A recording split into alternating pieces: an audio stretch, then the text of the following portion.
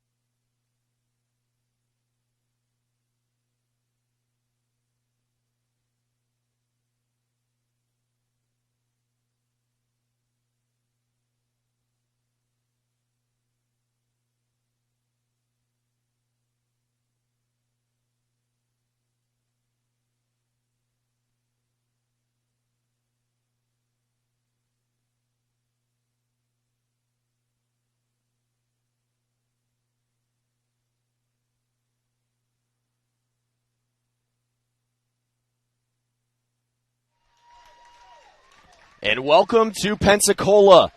It's regional championship day.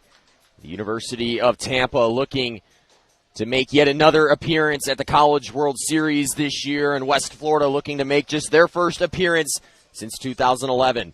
It's the undefeated Spartans of Tampa, the number 6 team in the country, facing off against West Florida, who came into this tournament ranked as the number 1 team in the nation. But only one of these two teams, their season will continue here today.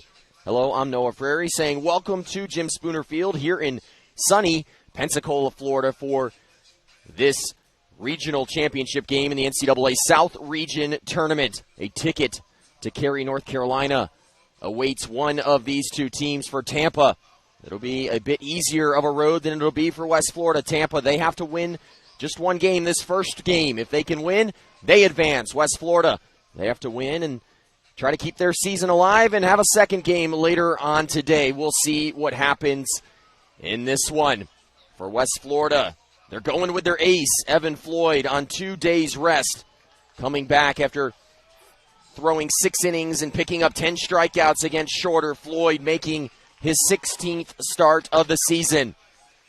From what I was told, he went in, demanded the baseball. He wants to be out there today with his season and his team's season on the line. Floyd, 9-1 on the year, 93 innings pitched, 6 of those just 2 days ago. A 2.71 ERA as we enter this start. The teams are getting set for baseball here in Pensacola, and as they do, it'll give us an opportunity to look at the lineup that Evan Floyd will be facing here in this game.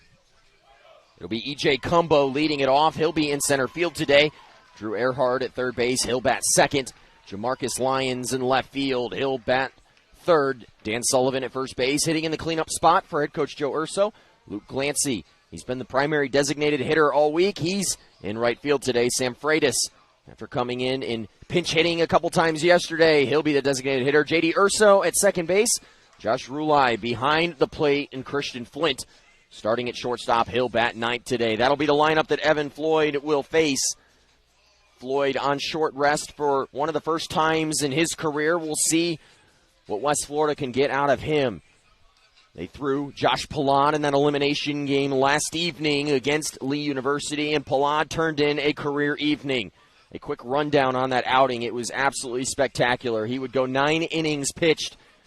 He gave up just 1 hit, and here's the crazy thing. It was to the first batter of the game. He would retire the final 21 batters in a row as West Florida advanced past a top 10 team in Lee University to face this Tampa squad here today. But a tall task upcoming. This Tampa squad scoring the most runs on West Florida since 2010 yesterday. Can West Florida bounce back and perhaps keep their season alive at least one game longer? That will be the question to be answered today. West Florida coming into this one 37-10 on the year. Tampa at 19-4, but the pedigree is certainly there. Under head coach Joe Urso, he's won 5 national championships at Tampa. They've been to the College World Series in 4 out of the last 10 years. They clearly are in the driver's seat and history on their side. West Florida, the last time they hosted a regional tournament, though, in 2011, and that was the national championship year. A lot of intrigue set up as we get set to kick this one off. Floyd has finished his warm-up pitches, and E.J. Cumbo is coming to the plate, and oh, what a day did Cumbo have yesterday. 3 for 6 against West Florida. He scored 3 times, hit 2 home runs, and drove in 5 RBIs. It was his big 3-run home run in the middle of that game that would ultimately turn the tide, and Tampa would go on to win that game after scoring 17 unanswered runs at one point. Floyd out there, his first pitch just misses off the inside corner, and we are officially underway here in Pensacola. 12:02, the first pitch today. A beautiful day for baseball. 75 degrees is what my weather app tells me. But what I'm feeling out here, it feels a bit warmer down on the field. Cumbo, line to second, off the glove of Nwali, and Cumbo will reach.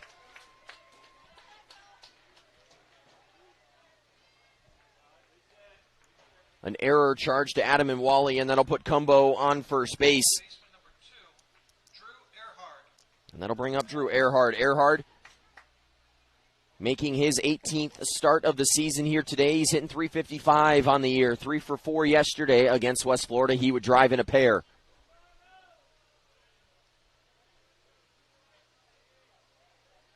This Argos defense, the best in school history, but an early error here, and the hit and run was on.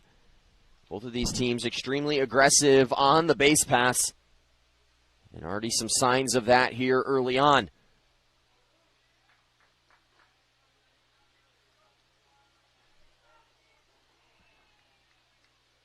A 1 pitch upcoming to Earhart, as we mentioned, going 3 for 4 yesterday, the junior out of Tampa, Florida. Right-handed batter, standing in at 5'11", 190 pounds. And Floyd quickly ahead, 0-2.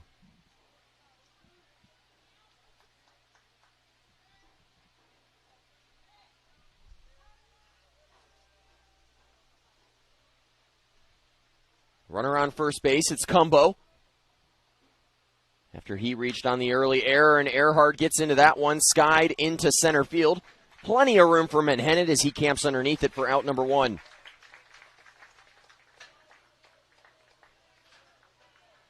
An out in the inning now.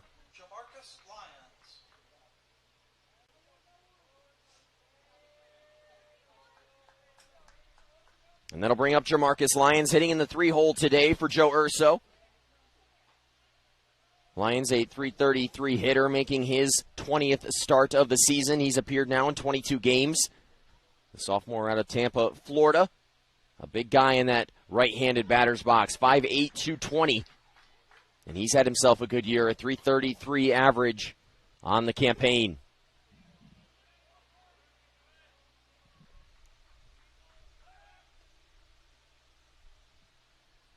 A check to first base now as they try to keep Cumbo close. Cumbo, a threat to run at first base, has 3 stolen bases on the year, but has good speed over there. We've seen him running around the outfield all week. Lyons, a foul ball. 0-2 now.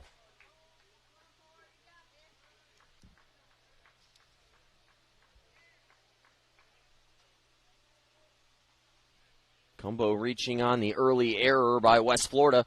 But Floyd looking to bounce back, making his second start in the last 3 days, appearing on just 2 days' rest here in this one. Floyd, the other day against Delta State, pitched well through 6 innings. He gave up 7 hits, 3 runs allowed in that outing, but had 10 strikeouts. It was the 4th time this year that he has had double digits in that strikeout category.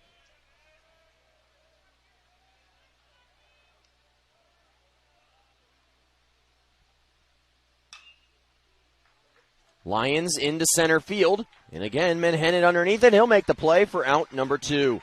Back-to-back flyouts to center. The question for Floyd, pitching on short rest for one of the first times in his career, is what does he have for you today?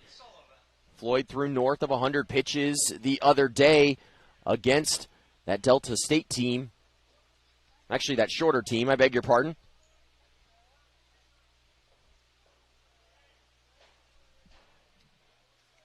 But the bulldog nature in him sent him back out on the mound. As I was mentioning, he strolled into the manager's office and told him, I'm throwing today. And the Argos certainly thankful to have their leader, their ace, on the mound in what is an elimination game. Both games today are an elimination game for West Florida. Only the second one would be an elimination game for Tampa if we can get there. That game would start about an hour after the conclusion of the first one. Floyd, as we mentioned, throwing a season-high 119 pitches just 3 days ago against that shorter squad. The Argos got that great performance from Tyler Doughty the other day, as well as Josh Pilad. They've had to use the bullpen a bit, though, in that game yesterday against Tampa, so we'll see who is available down there. I've been told it's kind of a staff day. Everyone available with the season on the line. Dan Sullivan at the plate now, the junior out of Palatine, Illinois. He's staring at a 1-1 pitch. He'll swing and miss now as Floyd gets ahead in the count.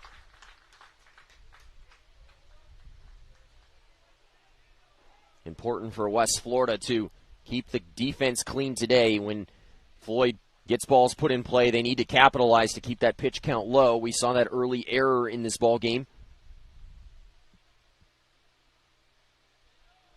A ball and 2 strikes. Clement set up outside, and Floyd just misses off that outside corner.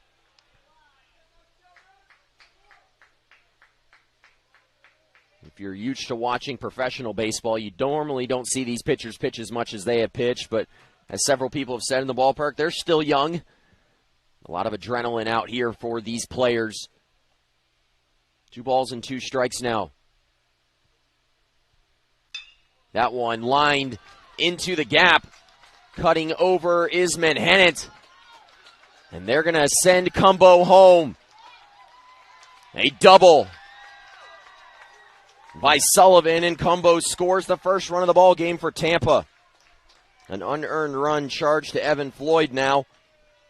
And that error early on looming large at this point. An RBI double by Dan Sullivan. For Sullivan, just his 4th RBI. Make it 12th RBI of the season. A big hit right there, a double for him.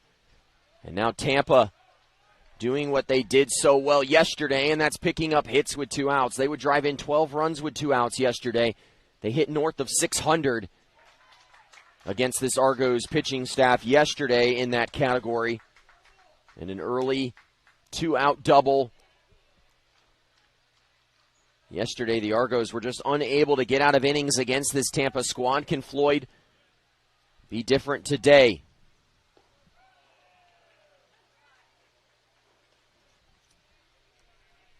One ball and 1 strike now. 2 outs in the inning.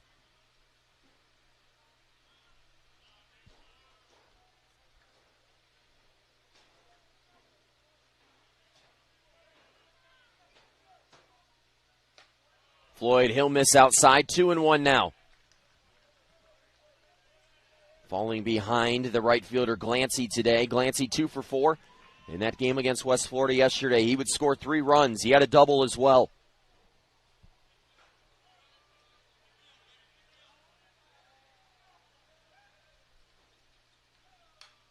Fouled back, and now the count evens up. Floyd on the mound. If you've watched any West Florida baseball this year, he can become very deliberate on the mound with runners on base. His game slows down, and he really focuses on the batter as well as controlling the running game. 2 balls and 2 strikes, 1-0 Tampa. A good start for the Spartans here as they look to punch their ticket to Cary, North Carolina, and that one misses just off the plate. Lindy Hall behind the plate today. Gary Keller at first base. Bobby Dunnigan at second, and Casey Smith at third.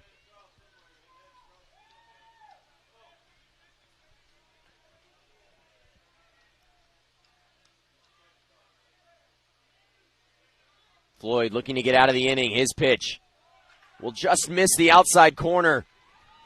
It'll be a walk issued to Glancy.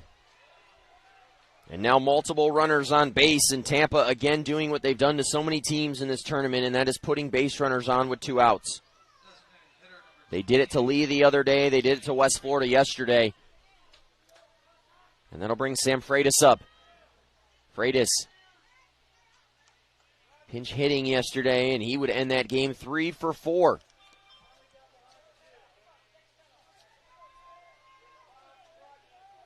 Freitas coming in for Cadenas, and then would bat 4 times. He had 3 hits, 3 RBIs for him as head coach Joe Urso pulled that lever early on in the game. He pulled that lever in the 5th inning, and it was at that point that the game got out of hand quickly. West Florida at the time was leading 3-0, and then Tampa would go on to score 17 unanswered runs before West Florida would pick up 4 in the 8th. But it wasn't enough. 17-7, the final score in that game. Floyd now ahead in the count, 0-2. Has yet to pick up a strikeout. He's had multiple 2-strike pitches in this ballgame so far.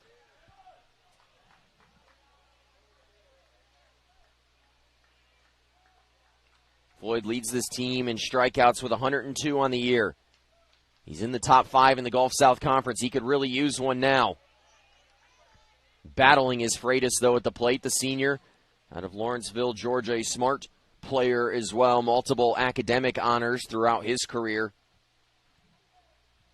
Hitting .238 this season, but at this time of year, you simply look at games that have been played recently, and if yesterday was any sign, he is seeing the ball well.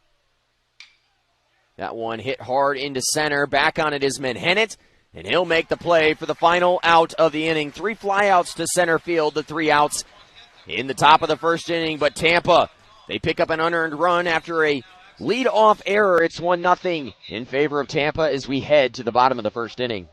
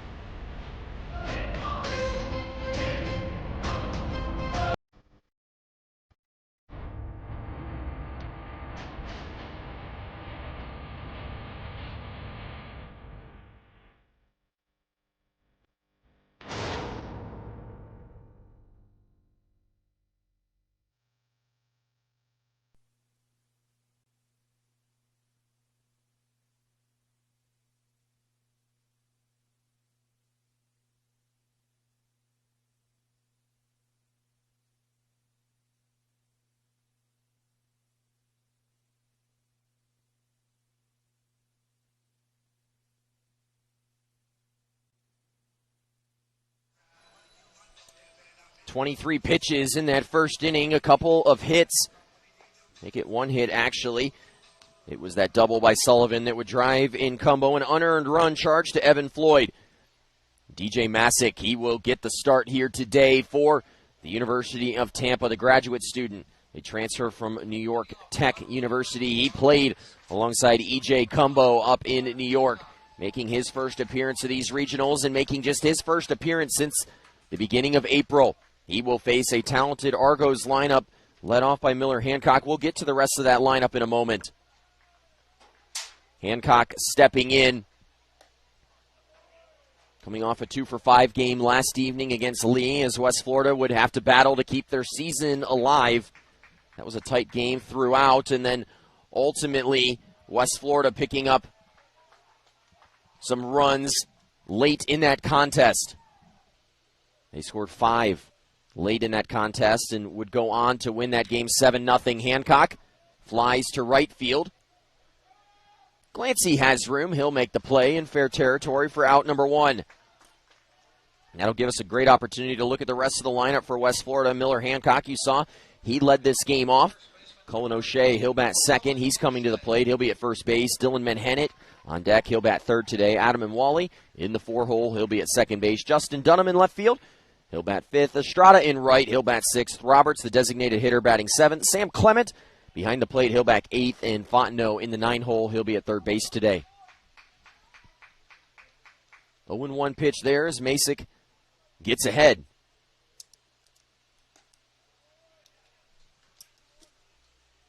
Able to get Hancock to fly out to begin the game for West Florida. West Florida, as I mentioned in that game yesterday against Tampa, at one point they led 3-0. Ryan Brewer was cruising, and next thing you know, the wheels fell off the wagon as Tampa would score runs in bunches in those middle innings. O'Shea, that one hammered into right.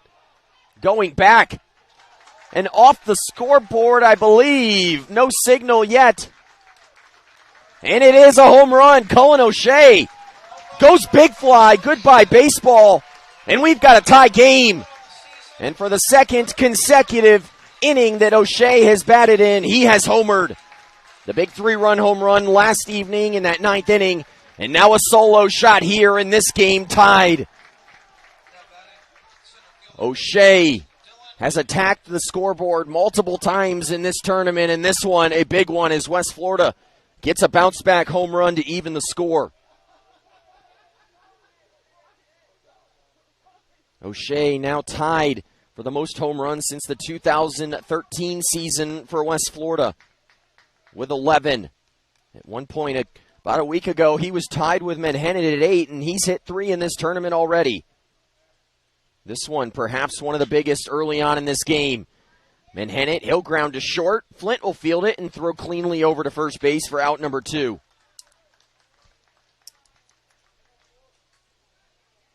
The power stroke for O'Shea has really come alive late in this season. He hit a couple of home runs in Oxford, did O'Shea, and now 3 in this tournament. He's hit 5 home runs in recent memory.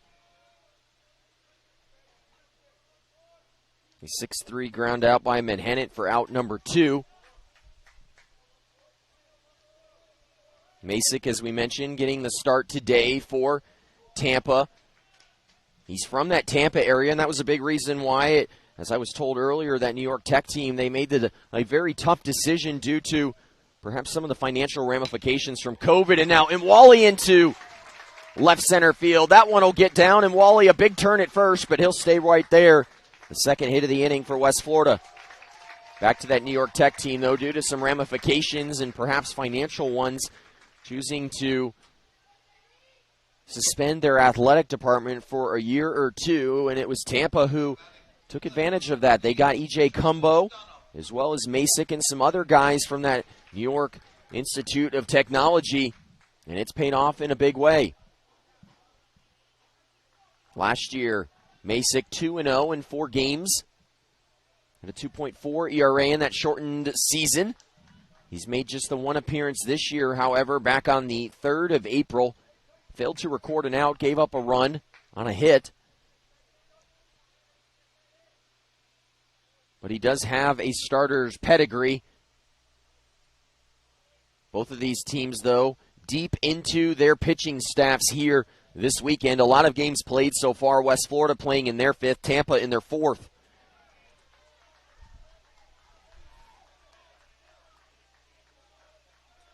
That 2-0 record last year at NYIT. It was the year before, though, that Masick would lead the East Coast Conference in wins with 12. He finished with a 3.17 ERA that year. So he does have a starter's pedigree. And Coach Joe Urso certainly hoping to get innings out of him, although from what I've been told, he has a fairly rested pitching staff. Don't be surprised to, if this gets to a game 2 today, to see a Michael Paul or maybe even today. Some other pitchers as well, I've been told, are itching to throw. A lot of these players, they know what's on the line here, a potential berth into the College World Series, and as both of these teams would tell you, at that point, it's all hands on deck. A ball and 2 strikes here to Dunham. He's had 6 RBIs in this tournament so far. Stays alive right there on the foul ball. If O'Shea's been hot in this tournament, 5 for 15, so has Justin Dunham. He's 6 for 15, 6 RBIs, 3 extra base hits, all with doubles. 2 of those with the bases loaded. He's been rewarded with a move up to the 5 spot as Estrada dropped down to the 6 spot in the lineup. Ball and 2 strikes here with 2 outs. And Wally starts and stops. Now a throw to first. And then Wally might have gotten that hand stepped on. Awfully close play at first, though. He started, then stopped, and then kind of started to walk back to first base slowly. Rulai noticing that, throwing down. And very nearly getting him Wally. 2 balls and 2 strikes here to Dunham. A tapper in front of the mound, going to be a tough play. Dunham with good speed, trying to beat it out. And he does, a single for Justin Dunham. And that'll keep the inning alive.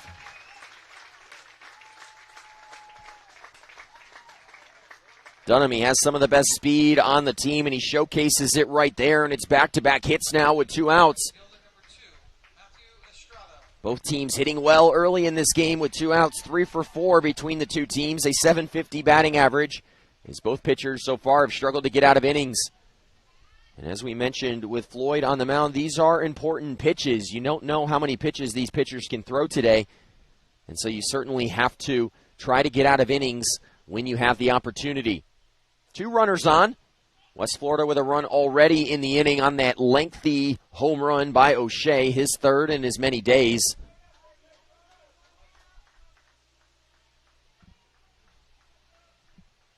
This West Florida team historically hasn't been built around the power game, but this year, O'Shea having perhaps one of his best seasons in his collegiate career.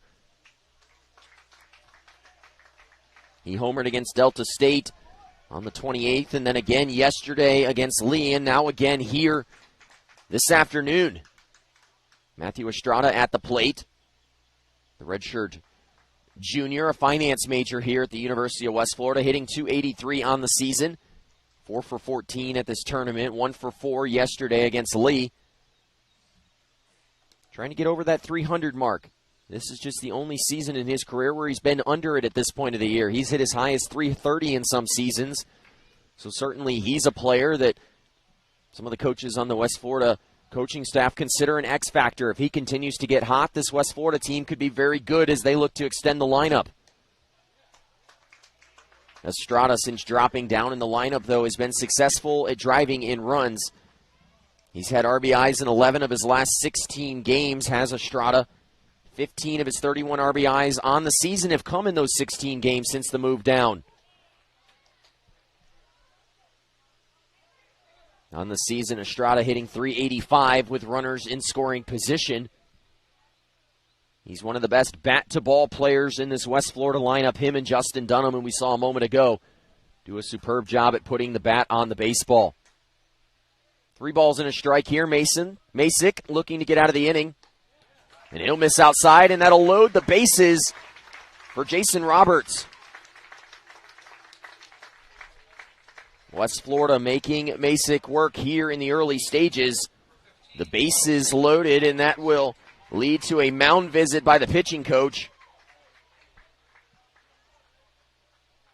Jason Roberts doing something yesterday that he hasn't done in a long time, and that was pick up a multi-hit outing. That multi-hit performance by him yesterday, just the first since the 26th of April. O'Shea, a quick note from Jackson Bueller, the sports information for West Florida, mentioning that O'Shea has now moved into a tie for the 3rd most home runs in a season in West Florida history with Caleb Barlow, who would hit 11 in that 2013 season. Barlow, the last to go into double digits, and now O'Shea has tied him. What a season it has been for O'Shea, a second team nod in the All Gulf South Conference Awards, announced a couple of weeks ago. O'Shea also named the All-Tournament team in Oxford after a couple of massive performances.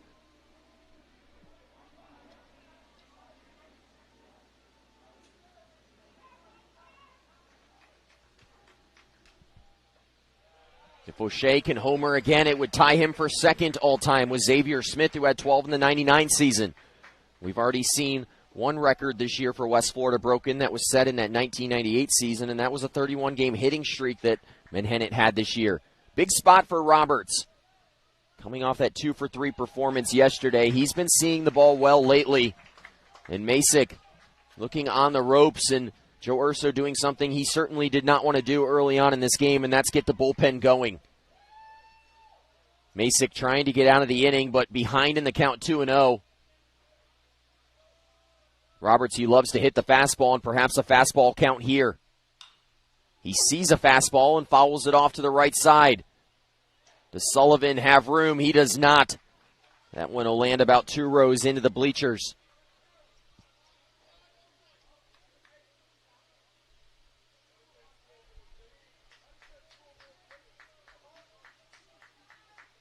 Floyd threw 23 pitches in that first inning, and Masick has now gone past that. 3 pitches in this at-bat puts him now at 25 in the contest in the first inning. West Florida trying to capitalize on a bases-loaded opportunity this season with bases loaded. Roberts, a .400 hitter. And that one into right field, though. It's going to hang up. Glancy will make the play. And West Florida unable to score again, but a Cullen O'Shea home run ties the game at 1 here in the first inning. As we head to the bottom of the second inning, it'll be Evan Floyd coming back out.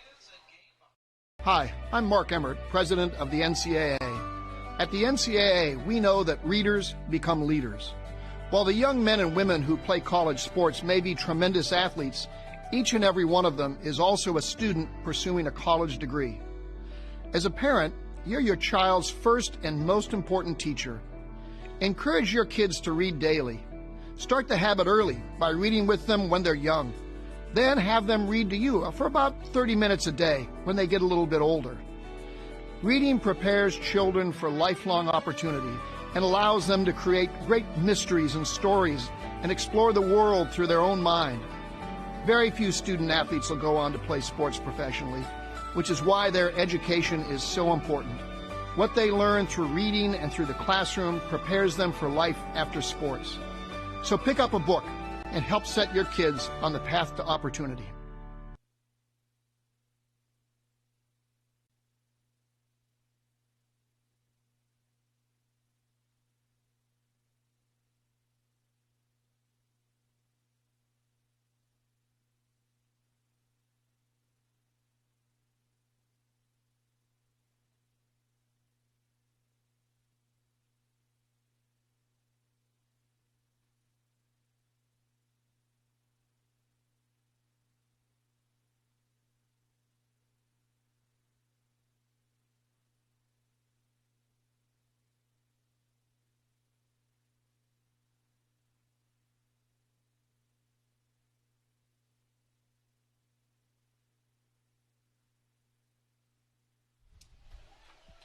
And as we come back here at Jim Spooner Field, a new ball game as Floyd heads back out there. He gave up a run, an unearned run in that first inning, but then O'Shea tying the game on his 11th home run of the season.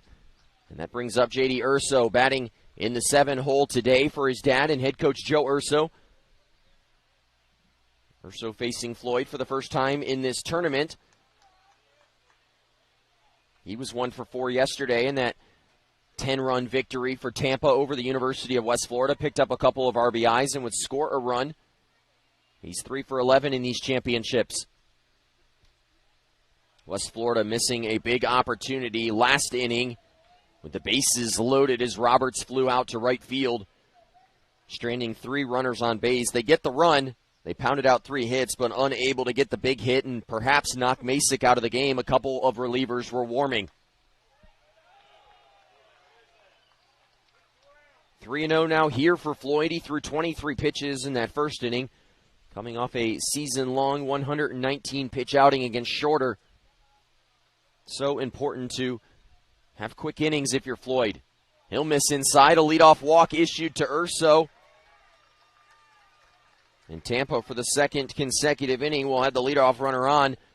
Last time it was by way of the error, and they were able to score, and that'll bring up Josh Rulai. Rulai, he spent some time at Pensacola State College prior. He transferred from Pensacola State prior to last season.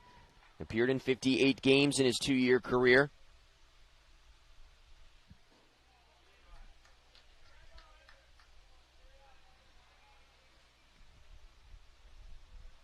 Floyd, a long look in there with a runner on, working now out of the stretch. First pitch strike called there for Floyd as he gets ahead of Rulai. Rulai yesterday was huge down in the bottom of the lineup for Joe Urso. 3 for 4, 3 runs scored, and 2 RBIs.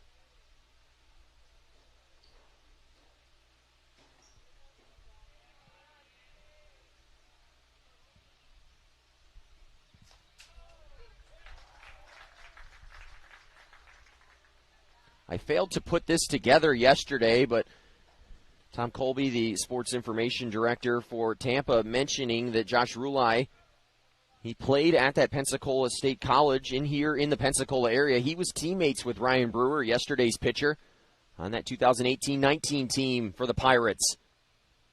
Rulai getting the better of his teammate yesterday, though, 3 for 4. The first couple of those hits coming off of Brewer. 2 of his 3 hits yesterday off of Brewer.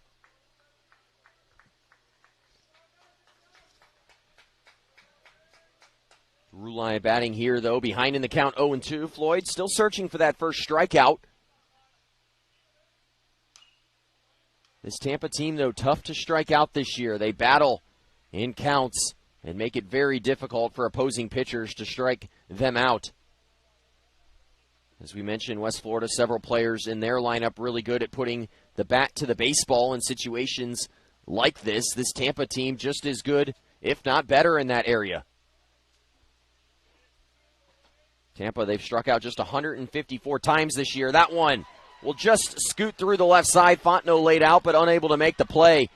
And quickly, Tampa set up with multiple runners on and nobody out. Nothing has been hit particularly hard today for Tampa, and that was a theme yesterday, with the exception of those two lengthy home runs by Cumbo, much the same. The word that I used often yesterday is relentless. This lineup, they put the ball in play and they make opposing defenses work really hard. Cumbo looming on deck. He scored the game's first run.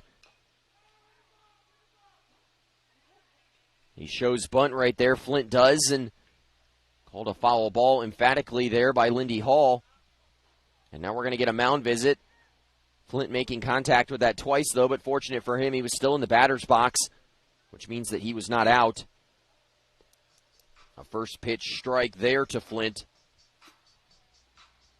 Christian Flint, a impressive college resume, including stops at the University of South Carolina as well as the University of Florida. He's bounced around some prime-time Division I programs, has Flint.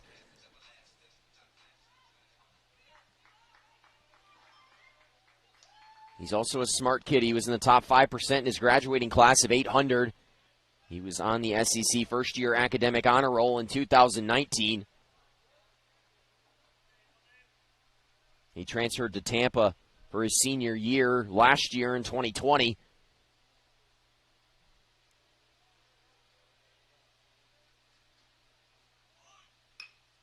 Grounder to first. It scoots by O'Shea. Floyd, though, able to pick it up.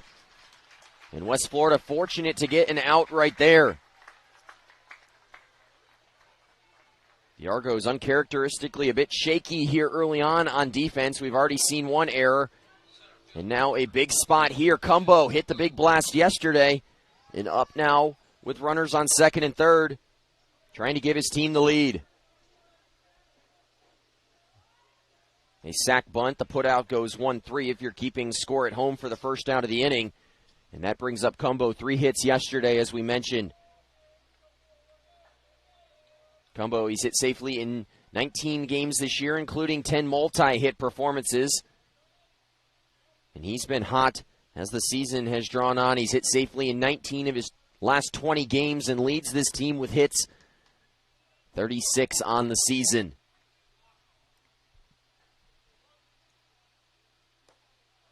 Floyd will miss low.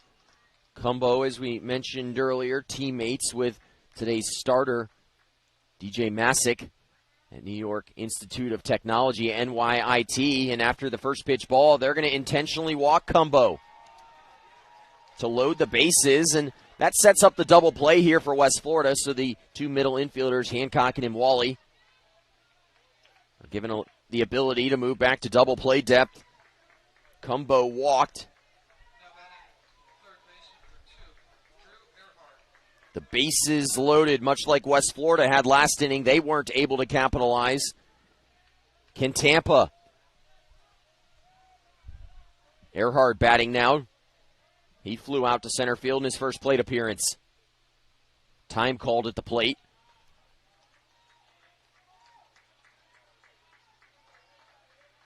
Earhart, he's been good at driving in runs lately. He's had 7 RBIs in his last 11 games. A big swing there, though. 14 RBIs on the season. He had 2 yesterday against West Florida. Went 3 for 4, extending a hitting streak to 8 games and an on-base streak to 11. Floyd, he's done a good job early in this outing, though, at getting ahead on batters. First pitch strikes to 7 batters already. He's faced 11 now. So staying ahead of batters, but so far hasn't been able to find that strikeout pitch. The count evens up right there on the ball.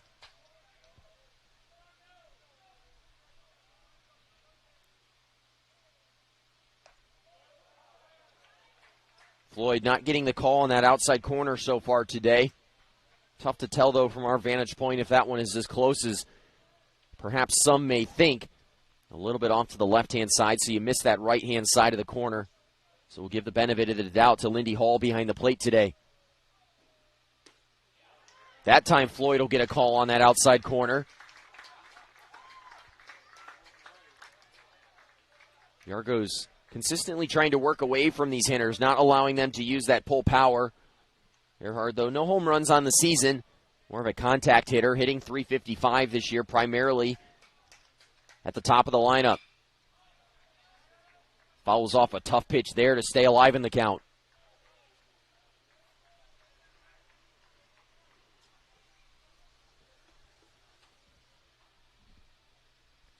Two balls, two strikes, in and out. It's 1-1 here, just underway. Working in the top of the second inning. Floyd again, a lengthy inning.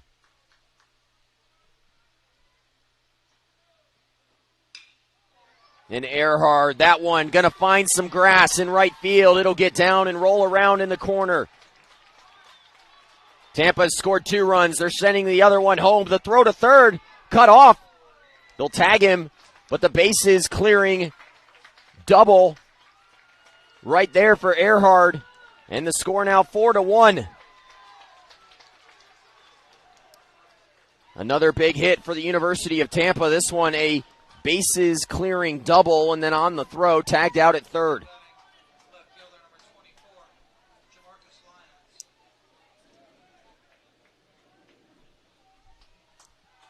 Three RBIs for Earhart, and 4-1 the score.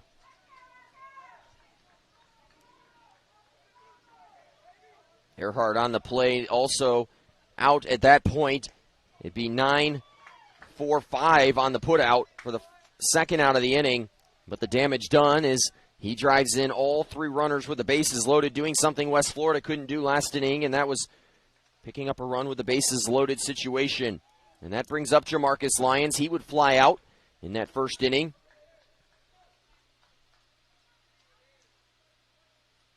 Another big hit for Tampa.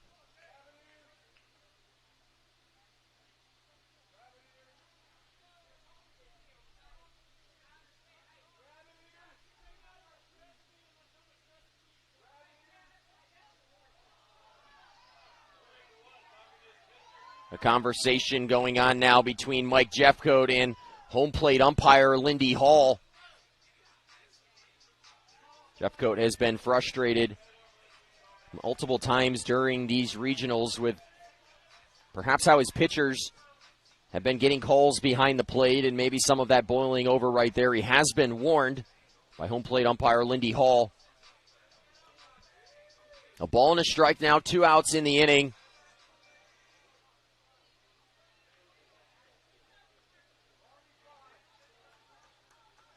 (4-1) the score. A run in the first inning, and now a 3 spot here in the second, though now with 2 outs and no one on base. Lyons will fly into deep right field. Estrada will have room. He'll make the catch for the final out of the inning, but the damage done, and Nick Earhart double. And Tampa regains the lead. They lead this one 4-1 as we head to the bottom of the second inning. West Florida coming to bat.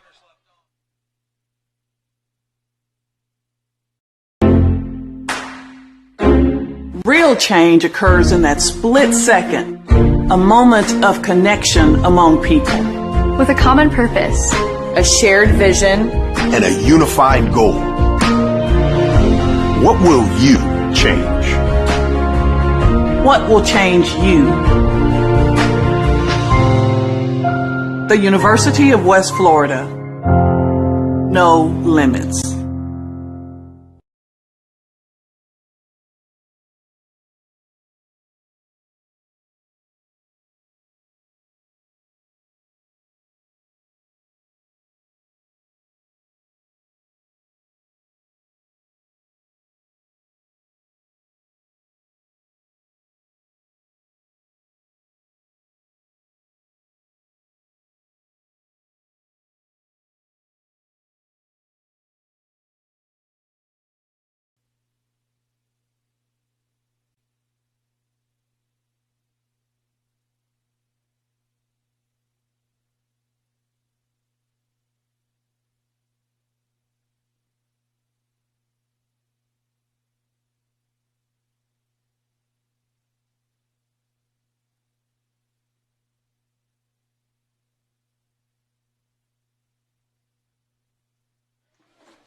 DJ Masick back out there now has a 3-run lead. His reward for getting out of the big jam last inning.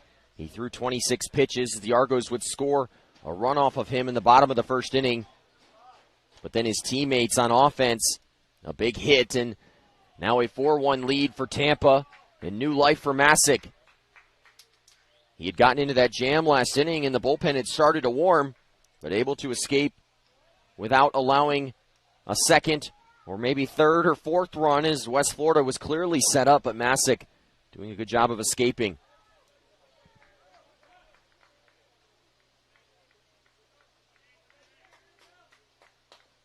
Two hits last inning for Tampa. No errors and no one left on base after the bases clearing double by Earhart. Clement up the middle, and West Florida will have a leadoff base runner. And that might get the bullpen going again. West Florida clearly seeing the ball well out of the hand of DJ Masick early on in this game.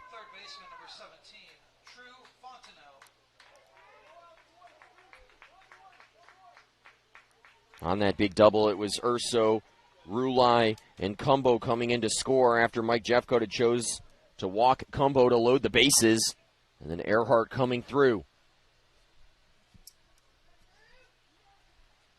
Fontenot, the 9-hole hitter today in the West Florida lineup, as he's been for most of the end of the season.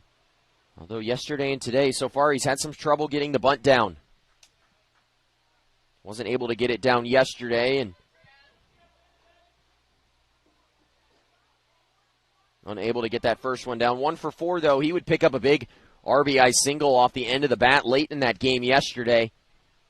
After striking out 3 times, it was big for him. That one just off the end of the bat and found some clean territory. Now they're going to say Fontenot foul tipped that one, and now 0-2. We'll see if the bunt sign's still on. It was on yesterday with 2 strikes. Lions playing extremely deep in left field. About a foot off the warning track.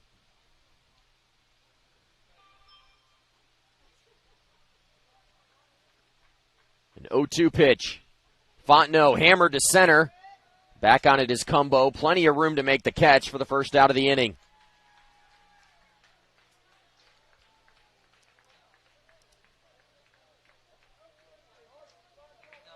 And out in the inning now is Fontenot unable to advance the runner.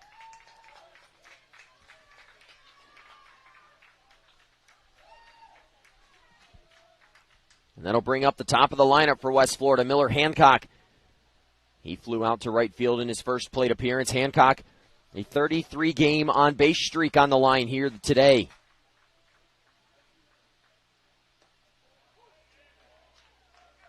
The second longest on the team, though, as Menhennet has been on base in 36 consecutive games.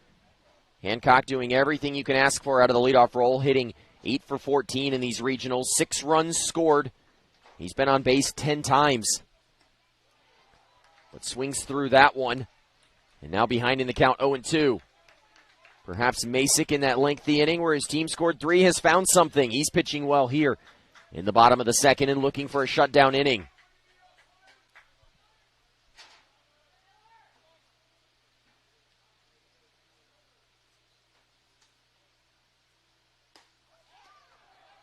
That pitch will miss outside. We've seen that pitch on the outside corner consistently called a ball here today.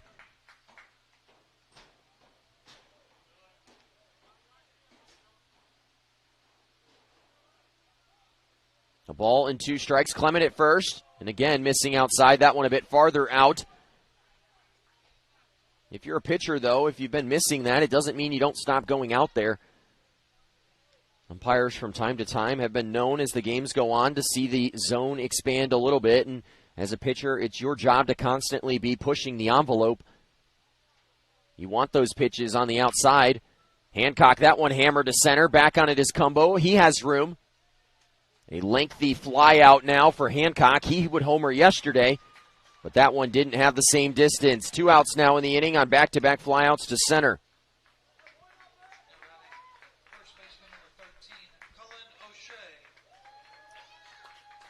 And that'll bring up Cullen O'Shea, 3 home runs in his last 5 games and 1 already in this one. Homering in the first inning, that briefly tied the score at 1.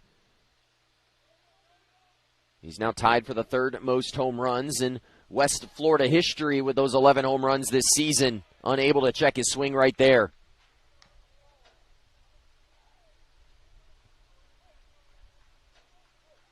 That first inning home run giving him 11 on the year, now tied with Caleb Barlow and Greg Blackman. And now the shift put on is the shortstop Flint shifting to the second base side of the infield and giving O'Shea that left side of the infield almost wide open. Earhart scooting off the line a bit. Big swing there by O'Shea, and now behind in the count, a ball and 2 strikes. O'Shea tattooed that pitch in the first inning off the scoreboard yesterday. He hit one over the scoreboard, right between the O and the N on the scoreboard of Spooner. One of the longest home runs I've personally ever seen here at Jim Spooner Field. And that one, a double down the line. O'Shea keeps it fair. Clement motoring to third, and the Argos will be set up. Multiple runners in scoring position now with 2 outs.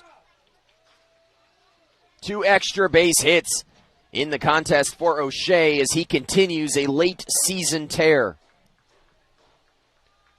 O'Shea now with the double has seen his average climb even higher, now up to 342 in action going in the Tampa bullpen. West Florida unable to capitalize last inning in a spot with multiple runners on and 2 outs. Can they do it here?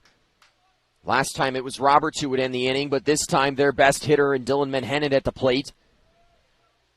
Menhennet now trails O'Shea by 1 for most RBIs on the team, but a chance here to regain the lead if he can find some grass in the outfield. First pitch strike.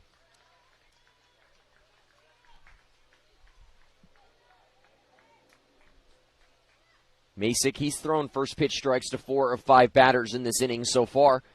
Consistently been ahead, but the Argos have been able to pick up a couple of hits. A single by Clement, he's now on third, and a double by O'Shea a moment ago with 2 outs. Menhennet off the end of the bat, that one skips by the pitcher, but Masick able to field his position. He'll step on first, and the Argos strand 2 more runners on base, 5 stranded through 2 innings, 4 of them in scoring position. 4-1 the score. We're headed to the 3rd here at Jim Spooner Field. This is the University of Tampa.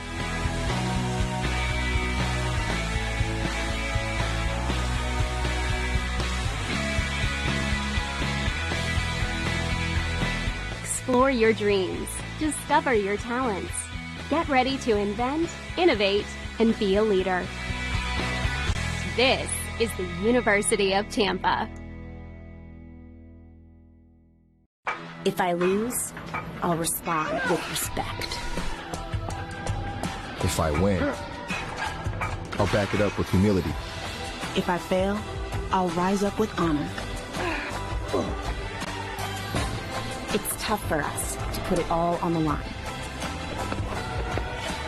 Don't undo my hard work with poor sportsmanship. Respect. It's the name of the game.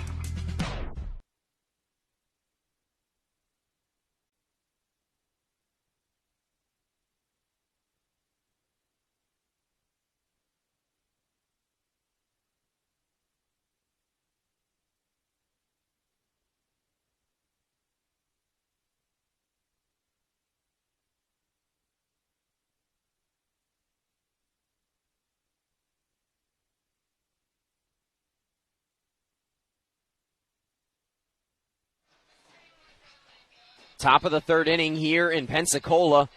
Evan Floyd back out on the mound. He's thrown 2 innings so far in this game, 46 pitches across the first 2 innings for Floyd. He's issued 3 walks, yet to pick up a strikeout, and Floyd, that's been uncharacteristic this year, 102 strikeouts to 28 walks. Just under a 5.0 strikeout to walk ratio on the season, but today 3 walks in that category and no strikeouts. West Florida, though, the story early on in this game has been their inability to get runners in scoring position. They've stranded 4 now in runners in scoring position today.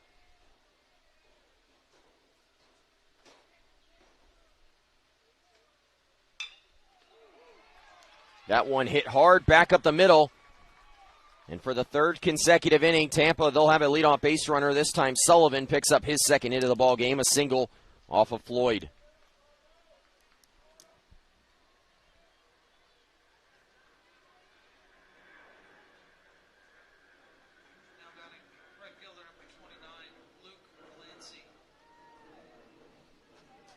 And that'll bring up Luke Glancy. Glancy walking in his last plate appearance, but was ultimately stranded on base.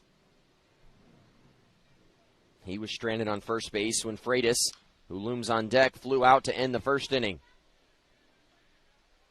Floyd able to work around that jam, but unable to do so in the second inning.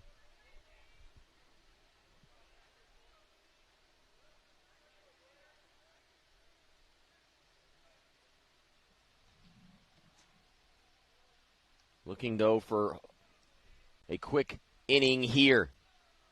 That one skied to right. Estrada racing over near the line. He'll make the play, loses the cap, but makes the play in right for out number 1.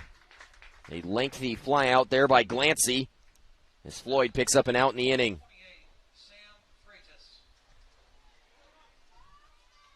And that'll bring up Sam Freitas. Freitas, the fly out to center field in his first at bat. Freitas, a senior out of Lawrenceville, Georgia. He spent time at Florida Southwestern College prior to transferring to this Tampa squad. He appeared in 99 games there at Florida Southwestern. A .318 batting average as a sophomore. He scored 38 runs that year.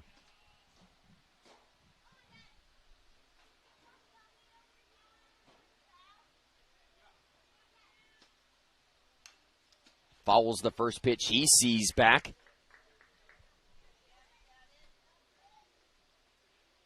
When Floyd is at his best, he's consistently picking up first pitch strikes. He's done it to 2 of 3 batters in this inning. He fell behind Sullivan, and then Sullivan would line that single up the middle with on the 1-0 count.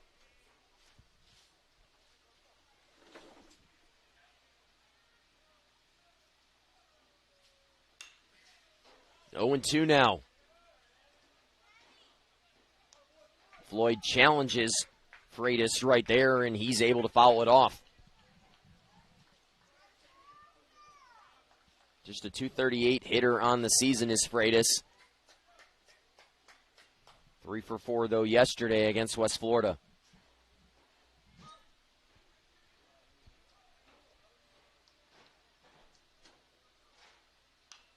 Another foul ball.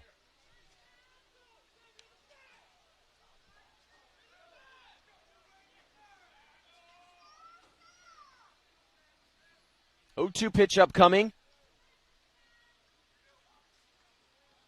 Floyd still looking for that elusive first strikeout in today's outing.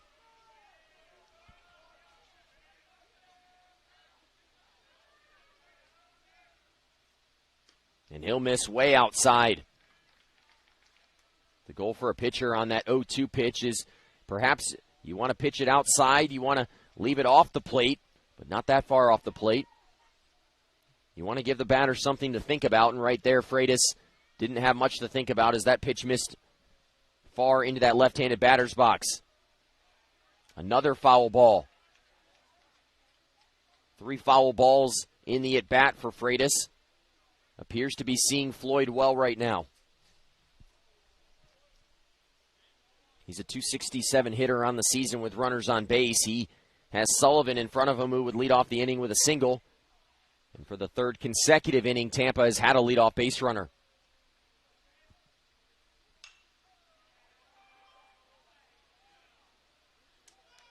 Perhaps Floyd, who's pitching on short rest, and a lot of pitches at that in his last outing. Laboring a bit out on the mound, trying to figure out what he's got working today.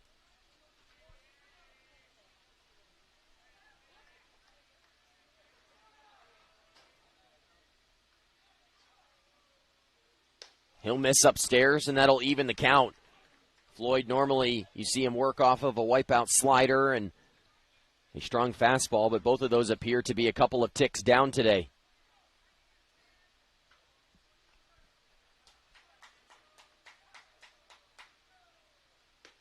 He'll miss inside, 3-2. All of these pitchers, though, have had to labor a lot in this tournament.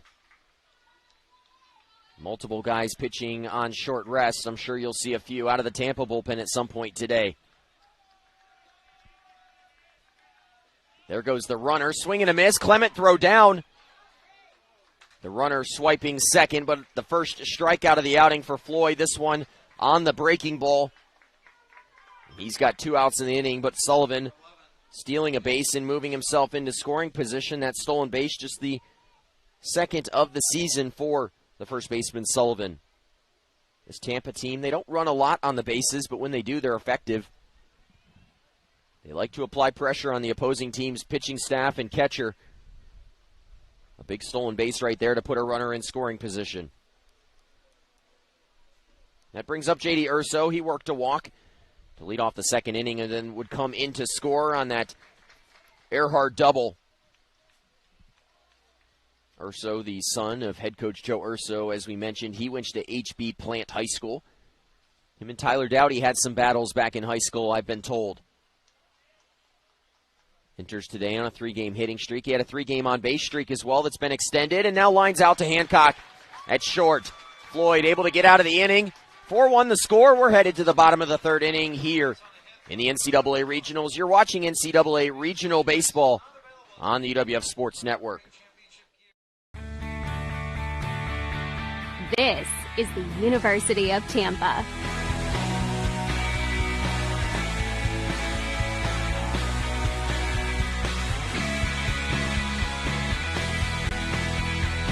Explore your dreams. Discover your talents. Get ready to invent, innovate, and be a leader. This is the University of Tampa. If I lose, I'll respond with respect. If I win, I'll back it up with humility. If I fail, I'll rise up with honor. It's tough for us to put it all on the line. Don't undo my hard work with poor sportsmanship. Respect. It's the name of the game.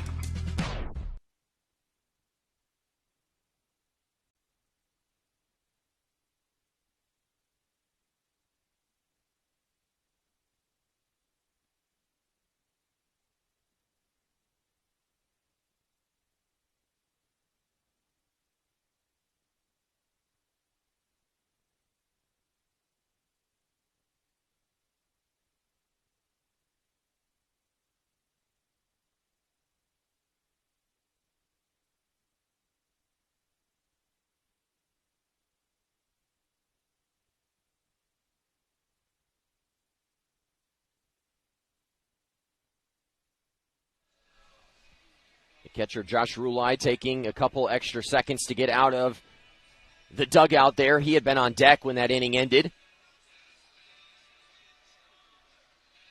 It's 4-1 in favor of Tampa University, or the University of Tampa here. As we begin the bottom of the third inning, West Florida, they've left 5 runners on base through the game's first 2 frames. 4 of them have been left in scoring position. Adam and Wally will bat for the second time. He singled and was stranded at third base when Roberts would fly out with the bases loaded in the first inning.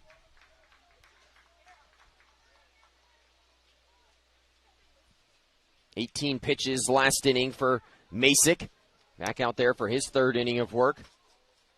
Floyd got through last inning on 15 pitches, his lowest pitch count of the day. And Wally, hard hit to short, bobbled. Still time, though, to make the throw, and the throw not in time, unable to be picked. And Wally will reach, an error charged. A fielding error on the shortstop Flint. And much like the Argos had happen in that first inning, the leadoff runner in an inning will reach by way of an error. The Argos, can they capitalize? Tampa was able to do so as Cumbo would score in that first inning after reaching on the error. And Wally now on first base, and that brings up Justin Dunham, who singled and then was stranded on second.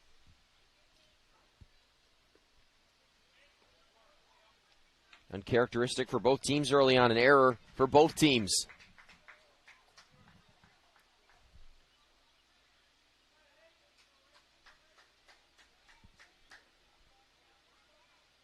One-0 pitch here, and Wally at first base. Dunham swings over the breaking ball to even the count up. Justin Dunham's family in the stands here today. His younger brother graduating the other day from high school. He'll play football at the University of North Alabama next fall, or this coming fall. Dunham, though, has turned himself into a good player here. For Mike Jeffcoat, he's a graduate student this year. A transfer from South Alabama prior to the 2019 season. He'd also transferred to South Alabama in that 2019 season. He transferred from Coastal Alabama Community College. Hit .416 over 2 seasons at Coastal.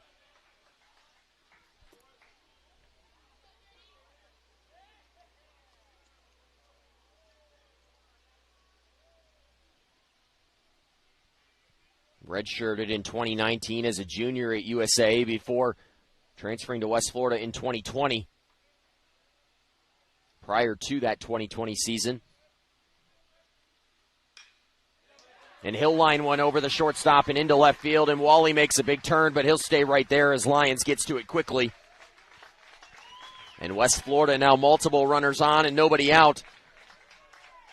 And again, a reliever warming for Joe Urso in his pen. The Argos, they've pounded out 6 hits early on in this game, but so far they've been unable to pick up the big hit with runners in scoring position. 0 for 2 in that category. Now Estrada batting. He came up with a runner in scoring position in the first and walked to load the bases. And it looks like that may be the end of the line for Masick, as Joe Urso will call on his pen. We're into the bullpen here early on as Joe Urso goes to the bullpen. The day done for DJ Masick. He'll exit with multiple runners on. He allows 1 run. He gets through 2 innings. A new pitcher coming in. We'll give you an update on who it is when we come back after a brief word from our sponsors. College sports. There's light at the end of the tunnel. A return to normal, and all we love about sports. You've instilled resilience, focus, and selflessness in us. We've put those lessons to work. We've found strength and unity in each other. You continue to take us places we never imagined. You bring out the best in us. So when we look forward, we see the light at the end of the tunnel. We see a better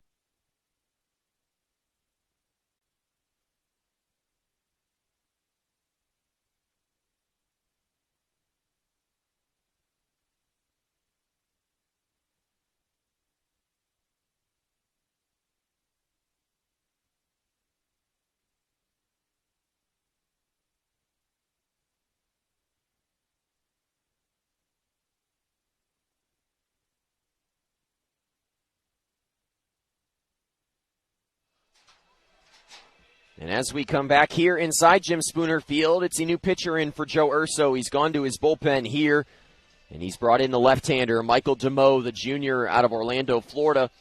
He appeared in a game yesterday against the University of West Florida, going an inning in 2/3, gave up a hit in that outing, did not walk a batter. Had a strikeout, though, in that outing, making just his first appearance yesterday in a little while, and he was good out in relief. He came in perhaps some of those mop-up innings. He was the 3rd pitcher into the game yesterday make it 4th pitcher into the game yesterday for Tampa. Constantacos started yesterday. Passarella, he would go 3 innings to earn the victory. Dalton Ross went a third of an inning, gave up 4 runs in that outing yesterday, all 4 of those coming late in the game for West Florida. But it just wasn't enough as they would lose by 10. Estrada now up in a big spot here. West Florida, the storyline early on has been their inability to capitalize with runners in scoring position. Estrada shows bunt and pulls back. West Florida, one of the best fundamental teams you will see. These two teams, two of the best you will see, but so far West Florida, haven't been as fundamentally sound here so far in their last couple games. They get the bunt down, though, that time, and they'll move multiple runners into scoring position now with one out. A good bunt by Estrada. He does his job. The Argos will have two runners in scoring position, something they have done in both innings of this game so far, all three innings now.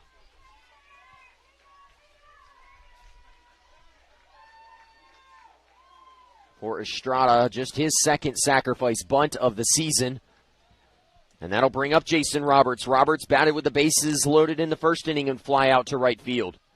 Can he come up with the big hit here for West Florida?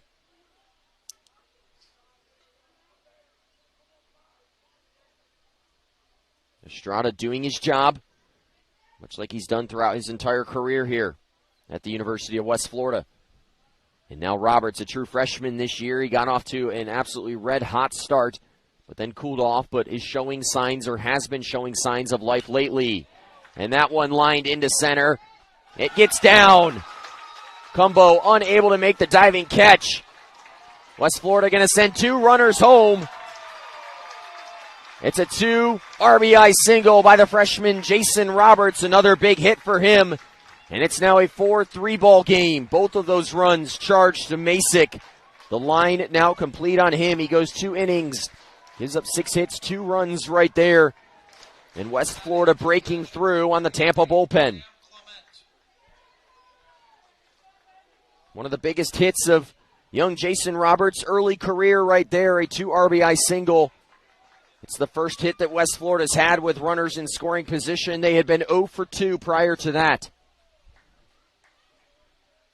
It's been Tampa who's picked up the big hits all week long here in Pensacola. But West Florida, a big one right there as they try to battle back. Tomo giving up the single to the first batter he faces.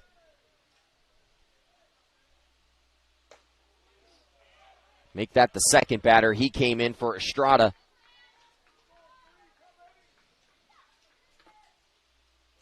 The count even now with Clement. Clement, he singled in that second inning, but was stranded on third ultimately. Clement would go to third on that double by O'Shea, his second extra base hit, and Drew Fontenot looming on deck. He flew out to center field in that second inning.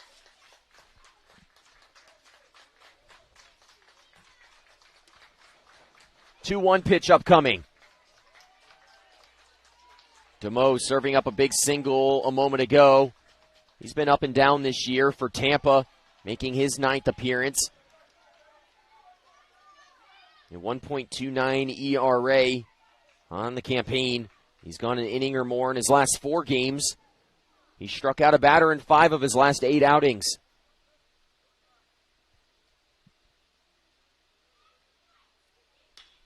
Clement off the end of the bat. That one will hang up. Cumbo, he'll make the play for the second out of the inning. A fly out to center for Clement.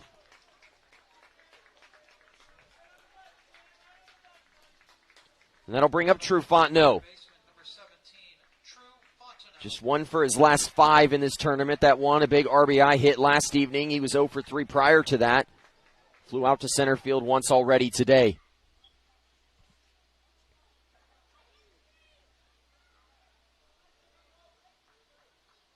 A redshirt freshman, had a tough year last year. He went to Leon High School in Tallahassee, Florida. A good baseball program.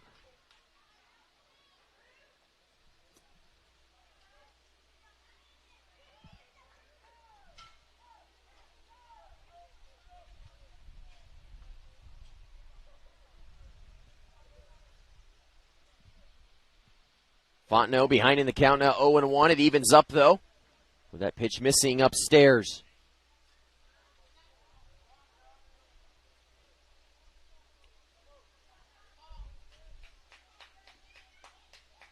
Fontenot going 15-11 in his senior year at Lyon.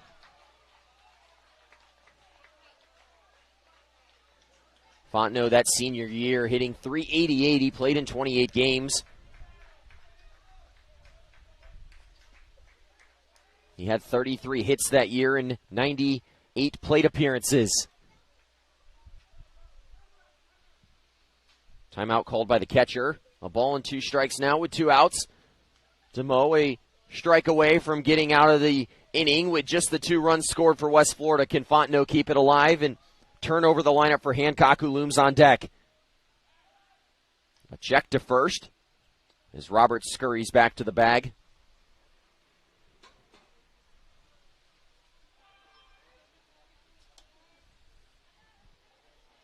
A ball and 2 strikes. Fontenot will strike out to end the inning. But West Florida, they pick up a big 2 RBI single by the true freshman Jason Roberts, and the score 4-3 as we head to the 4th inning. Evan Floyd coming back out for the Argos. Dear college sports. There's light at the end of the tunnel. A return to normal, and all we love about sports. You've instilled resilience, focus, and selflessness in us. We've put those lessons to work. We've found strength and unity in each other. You continue to take us places we never imagined. You bring out the best in us. So when we look forward, we see the light at the end of the tunnel. We see a better world for all of us. And for college.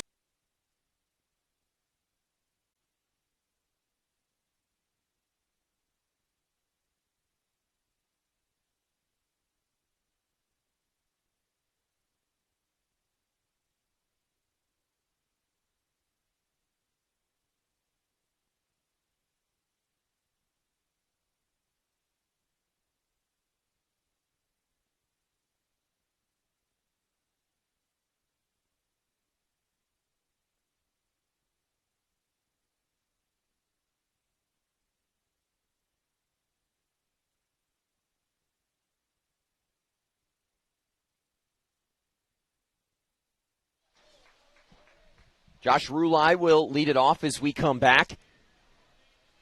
Rulai in this game, singling in the second. He would come around to score. Scoring on that big double by Drew Earhart. Earhart due up for this inning. It's Rulai and then Flint and then the top of the lineup in E.J. Cumbo. Batting in the 1 hole today, moved up a spot. We've seen Cadenas up in that top spot of the lineup for most of this tournament, but yesterday Cadenas exiting, and they brought in Freitas, and today Cumbo gets the start in center field. He had started every game in right so far.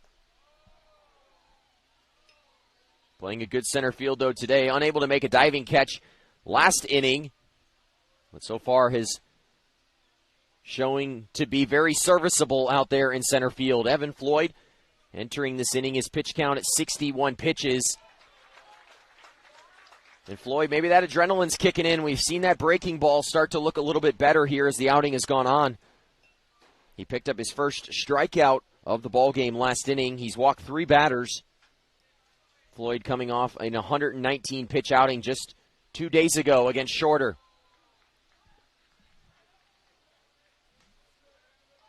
Fontenot, another strikeout. He's now struck out 4 times in his last 6 plate appearances. He strikes out with a runner on base. West Florida, they've stranded 6 runners on base through the first 3 innings of this game, but they were finally able to get that big hit with runners in scoring position as Roberts came through. The bat goes the opposite way of the baseball, but it will land in the glove. The ball will in Cullen O'Shea's glove in foul territory for the first out of the inning. A great pitch there by Floyd.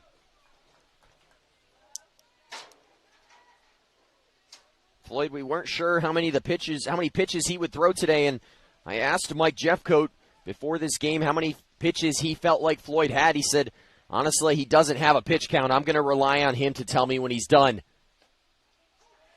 Floyd throws a strike right there, appearing on short rest for just the first time in his career.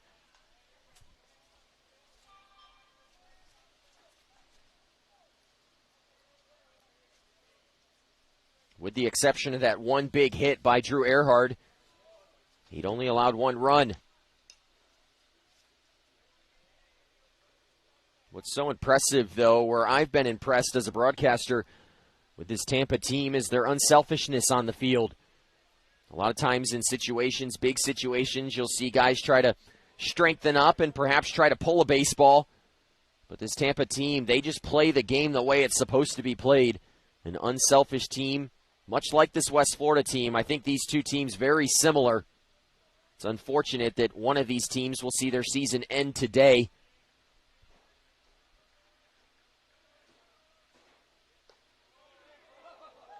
A tough format in Division II where these teams have to play through a regional and then a super regional. And it eliminates some really good teams. There aren't any at-large bids to that national tournament. The 8 winners of the regions go. And now Floyd this time gets the pitch on the outside corner. A strikeout looking of Flint. His second strikeout in as many innings and second of the ball game for out number 2 here in the 4th as he looks for a quick inning. I think of a team like yesterday, like Colorado Mesa, the number 1 team in the country, falling. And now their season ended. Fans certainly would have liked to seen them play in Cary. So very tough, especially down here in this South region. Some great teams. I believe the number I had heard at one point was that since I believe it was 2004 or 5, there's been 10 national champions out of this region, which is incredible to think about. Perhaps a team like West Florida, or Tampa, depending on the results today, if there were at-large bids, you would certainly have to think that one of those two teams would be in line for that, but not so. A ball and a strike here to Cumbo. Floyd's been unable to get him out so far. He got a ground ball in his first at-bat, but Imwali booted it. Cumbo reached, and then an intentional walk after falling behind him 1-0 in that second at-bat. A ball and 2 strikes now with 2 outs. Shot down the left field line, hooking foul. Cumbo, just a fun player to watch. His average entering today was at 400. It's dropped a little bit after going 0 for 1 so far. He's hit safely in 19 games this year. He had a fun freshman year, though, at NYIT. Hit 437. Gaudy numbers as a true freshman. He was 3rd in that league in RBIs, 3rd in home runs, 44 RBIs, 7 home runs. And then a bit lower of an average by his lofty standards, but still 375 in 2020.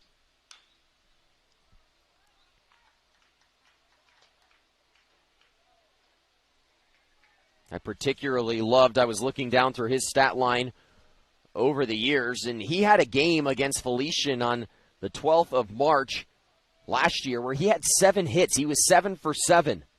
You just don't see that. Cumbo off the end of the bat, dunking in, and it'll get down, and he's going to stretch it. Estrada trying to get him at second. The throw sails. A hustle double by E.J. Cumbo.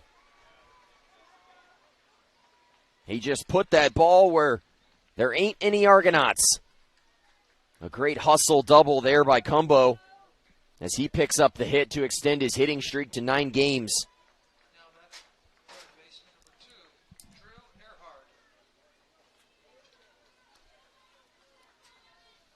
And now Tampa, they'll have a runner in scoring position with 2 outs. Mike Jeffcoat out to talk with the home plate umpire here. I'm not sure what that conversation is about.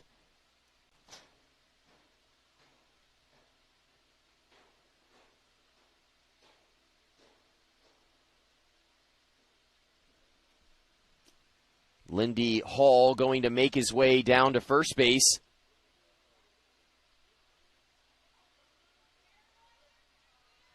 And it looks like Jeffcoat was asking the first base coach to step off the line a bit. I'm not 100% sure.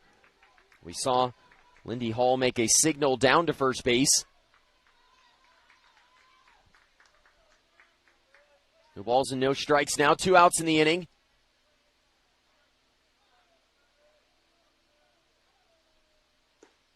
big swing there by Earhart, who has the big hit so far in this game. It was a 2-out double in that second inning that would drive in 3 runners with the bases loaded. And so far, it's been that hit that has proved to be the difference in this game. Earhart now 5 RBIs in these regionals, and all 5 have come against this Argos squad. 1 for 2 today. He's now 8 for 15 in these championships. Can he find another big hit here for Tampa? Floyd retired the first 2 batters, but then Cumbo able to just fight a ball off the end of his bat into shallow right field, and with Estrada playing deep, respecting the power of Cumbo. 3 Argos converged, but no one able to make the play.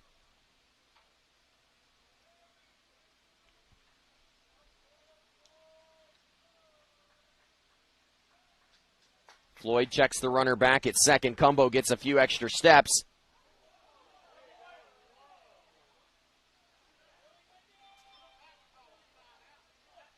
A late timeout called right there, and I'm not sure Floyd noticed it. He threw the pitch, and it went over Earhart's head. Floyd quickly apologizing to Earhart. That was not intentional in his mind. But Joe Urso didn't like that.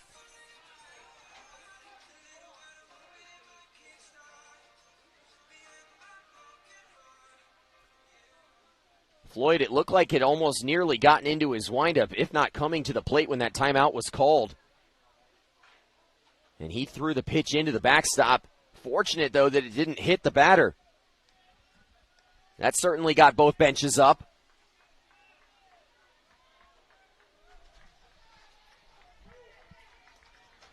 A ball and a strike now. 2 outs in the inning.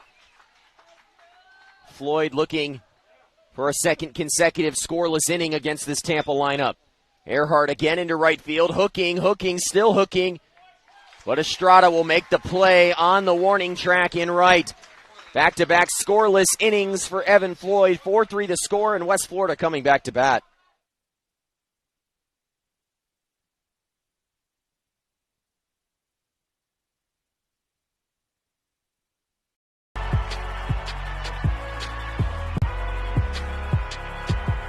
Number 32, Kyle Hornsby. Inside the 30. Touchdown. Michaela Burgess. An incredible finish by Holmes. The NCAA and its member schools offer nearly 500,000 college athletes a path to go pro in something other than sports. Learn more at ncaa.org. If I lose, I'll respond with respect. If I win, I'll back it up with humility. If I fail, I'll rise up with honor. It's tough for us to put it all on the line. Don't undo my hard work with poor sportsmanship. Respect. It's the name of the game.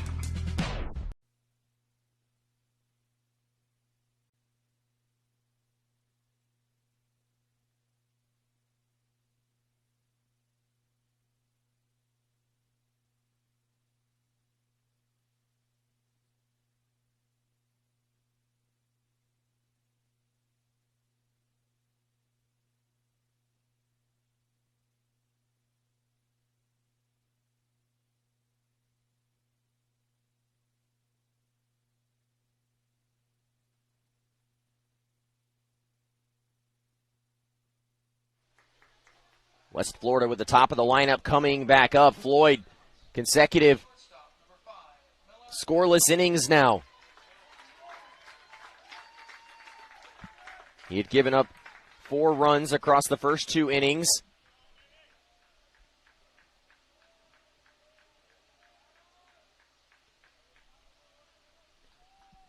A 20-pitch inning, last inning for Floyd. His pitch count now sitting at 81 today. First pitch ball to Hancock. The Argos had the leadoff hitter up. He's flown out twice today to right and to center. Argos trailing by 1 as we begin the bottom of the 4th inning. Floyd has started to settle in, and He's now thrown, if you combine the outing from the other day against Shorter and today, he's now thrown 200 pitches in the last 3 days.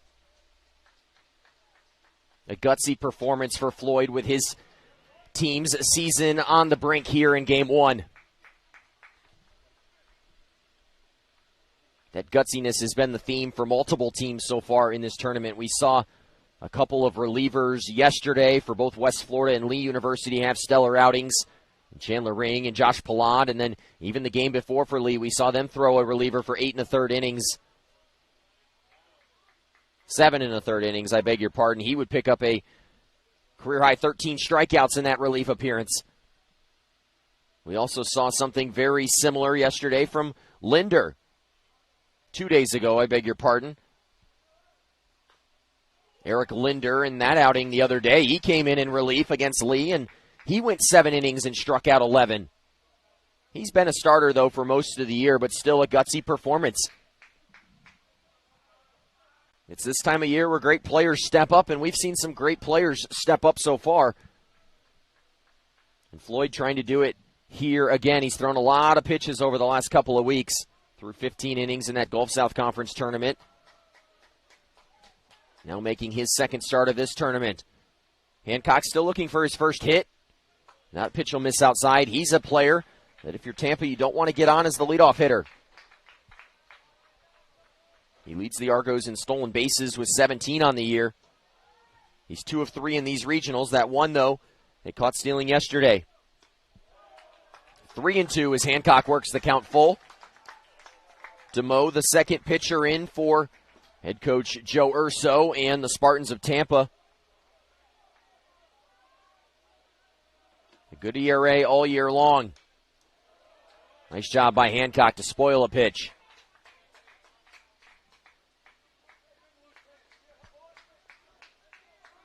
DeMoe came in to face Estrada. He gave up a sac bunt, but then would pick up the last 3 outs of the inning.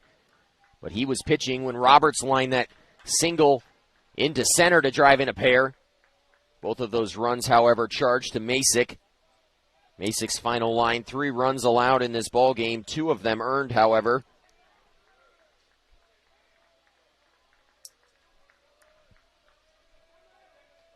DeMoe picking up the final 3 outs in the 3rd inning after entering.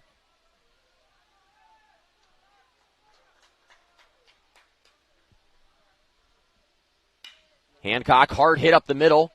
Urso goes down to a knee. He gets back up and gets Hancock at the bag. A nice play there on a worm burner to second. First out of the inning, and that brings up one of the hottest hitters in Division II right now, Cullen O'Shea.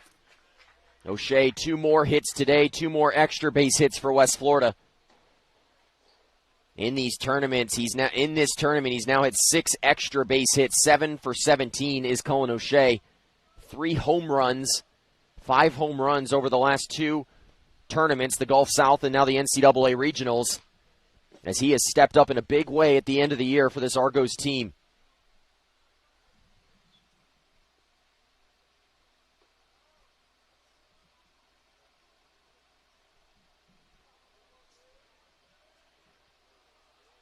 Batting primarily in the 2-hole at the end of the year. He's got great protection behind him in Menhennet, who's one of the best, if not the best hitters on this team. The Argos, if you look down the lineup, there's only 3 hitters that aren't hitting 300. And Wally leads the team with a .391 batting average. But closely behind is Menhennet and Hancock and O'Shea. And don't forget Sam Clement, the catcher, who can swing the bat well. Both of these teams constructed to hit the baseball. They put up a lot of hits. We've seen 12 already in this game, and now a 4-pitch walk to O'Shea. He's been on base all 3 times. And for O'Shea, he's walked now for the 22nd game this season.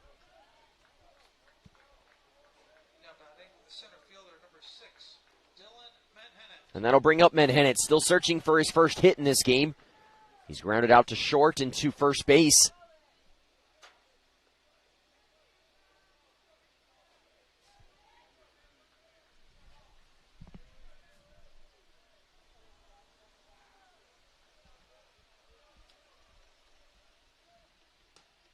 That pitch misses inside. Rulai asking for a check at first. Gary Keller said no, Menhennet did not swing. Some early action in this game from both teams. We've seen 7 runs combined through the first 3.5 innings of play. Tampa scored 4 combined between the first and the second, but Floyd, pitching on 2 days' rest, has had back-to-back scoreless innings. West Florida, they scored 2 last inning. And with 1 out and a runner on first base, they'd love to score another here and perhaps tie this game. Don't sleep on Menhennet, though. Despite now being second on this team, he does have some good power, 8 on the season. He led this team for most of the year until Make-It O'Shea has gone on a power barrage. That one hammered into right. Back, and that one's off the scoreboard. Dylan Menhennet. We're looking for a signal, and the first base umpire says home run. Menhennet, he goes big fly. Goodbye, baseball. And Dylan Menhennet has given West Florida a lead. The Argos doing some work on that scoreboard. That one just gets over the fence. And West Florida now leads this game 5-3, and Menhennet is retaking the RBI lead on this team. The 2 and 3 hole hitters for this Argos team have been red hot. And they get to Demeaux right there. What a hit there.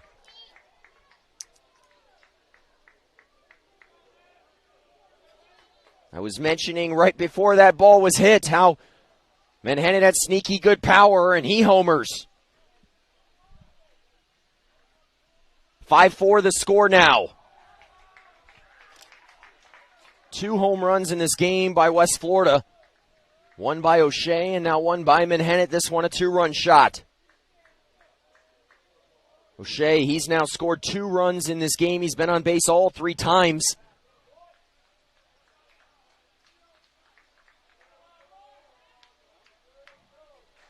What a big hit by Dylan Menhennet. He's done it so many times this year. That run he scored, now the 50th run he's scored on the season, his 47th RBI. And it doesn't get any easier from here. Adam Imwali leads this Argos team with a .391 average this year. He's 1 for 2 today, but been on base both times after reaching on a fielding error by Flint in the 3rd.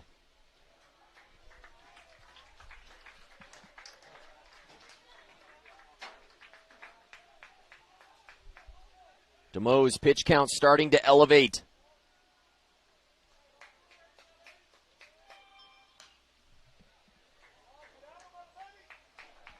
He threw 12 pitches when he came on in the 3rd inning to pick up the last 3 outs of that inning.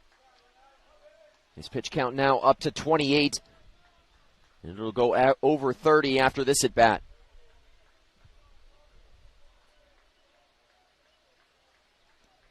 Three balls and 2 strikes to the 4-hole hitter Imwali, and he'll hit one hard to left. It's his 2nd hit of the ball game, and West Florida has 9 hits now in the contest.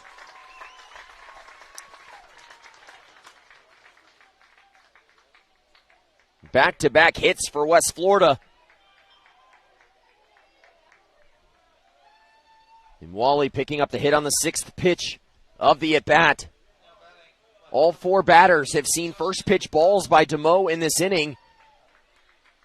And so perhaps the Argos seeing better pitching rewarded for laying off some tough pitches. Can Demeaux battle back here, but a tough cookie to face at the plate in Dunham, who's been on base twice today. 2 singles for Justin Dunham. He now has 54 hits this year. 17 multi-hit games for him. He's done that in 9 of his last 15 games. Dunham, one of his lone hitless games was last evening against Lee University, going 0 for 4. You haven't seen him do that many times this year. Michael Demeaux called upon as the second pitcher in after DJ Masick started this one, and he's faltered a bit, a 1.29 ERA when he entered. And the Argos get to him here in the inning, and Joe Urso will make the walk out to the mound. I haven't seen a signal yet. Looking down into the bullpen. It may simply just be a conversation, but don't be surprised to see after a conversation for him to go to the pen. And Lindy Hall quickly out there.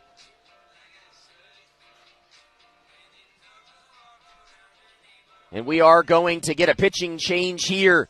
West Florida, a 2-run home run by Dylan Menhennet gives them the lead, and that will ultimately chase Michael DeMoe from this game. The third pitcher for Tampa coming in. We'll introduce him when we come back. Real change occurs in that split second, a moment of connection among people. With a common purpose, a shared vision, and a unified goal.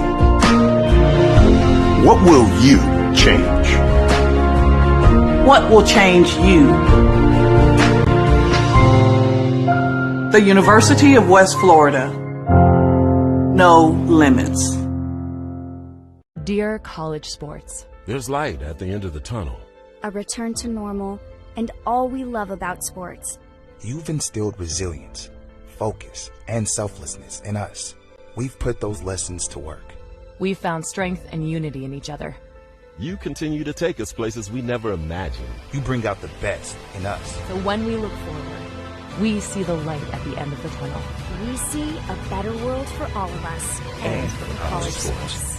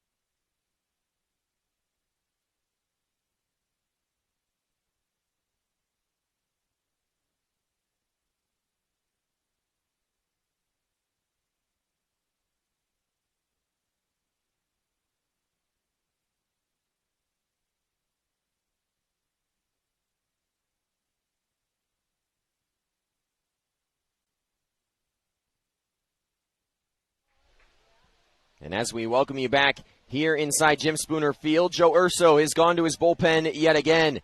He brings in Braden Nelson, the third pitcher in the game for the University of Tampa. Nelson making his 9th appearance on the season, just his first relief appearance, though. He has a 7.5 ERA across 31 innings of work. He's a transfer from St. Bonaventure University. They quickly check to first on him, Wally.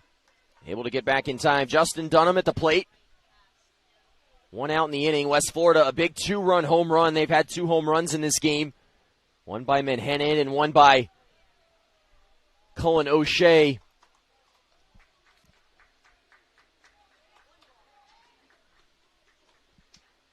"5-4 the score now.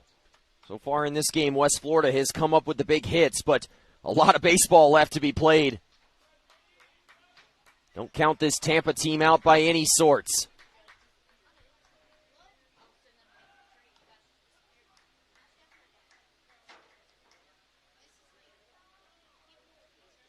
On the 1-0 pitch, another check to first. Nelson, a junior out of Brecksville, Ohio, went to St. Ignatius High School. Big guy on the mound, 6'4", 220. That went off Aruli's glove. It was called a strike. And then Wally will go to second. Could be a pass ball. It looked like that one slipped right through the webbing.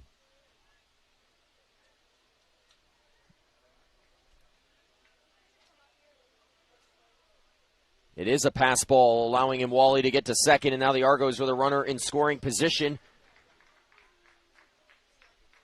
Dunham, a .385 hitter in these spots this year. West Florida just 1 for 3 today, however, with runners in scoring position. They've stranded 4.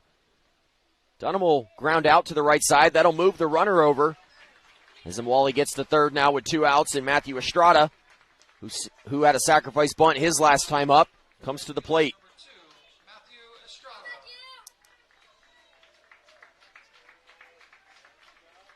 A 4-3 ground out for Dunham. He gets the runner over. Now can Estrada get him in? Estrada, 2 plate appearances in this game so far, a walk and a sacrifice bunt. His second sacrifice bunt of the year. Nelson, 4 or more innings in 5 of his 8 outings this year. He's gone 4 or more innings in back-to-back outings entering this tournament. He's made 1 appearance so far, gave up 6 runs against Lee. He got the start in that game against Lee. He'd give up 6 runs, and then quickly Tampa got right back into that one. They'd score 4. 11 runs exchanged in that second inning of that game. He was ultimately chased from that start. The third pitcher into this ball game.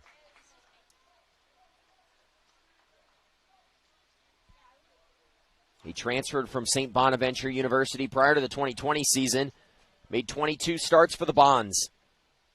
Had 125 strikeouts in 132 innings, and now they will intentionally walk Matthew Estrada. He's been on base now 2 times today.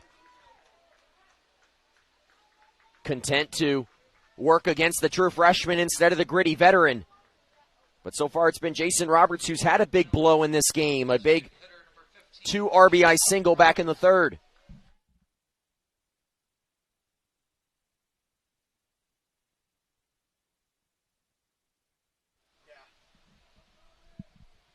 Roberts up. We've seen 1 other intentional walk in this game.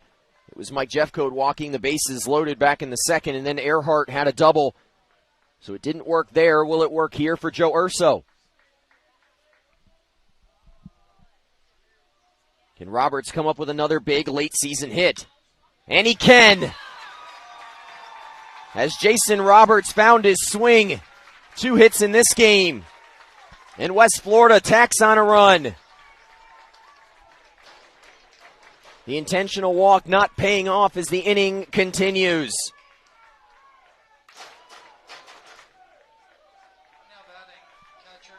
Three RBIs for Jason Roberts, playing in one of the biggest games of his career. Just his first start at designated hitter in a while, and he's come through in a big way today. Roberts now 3 RBIs in this game.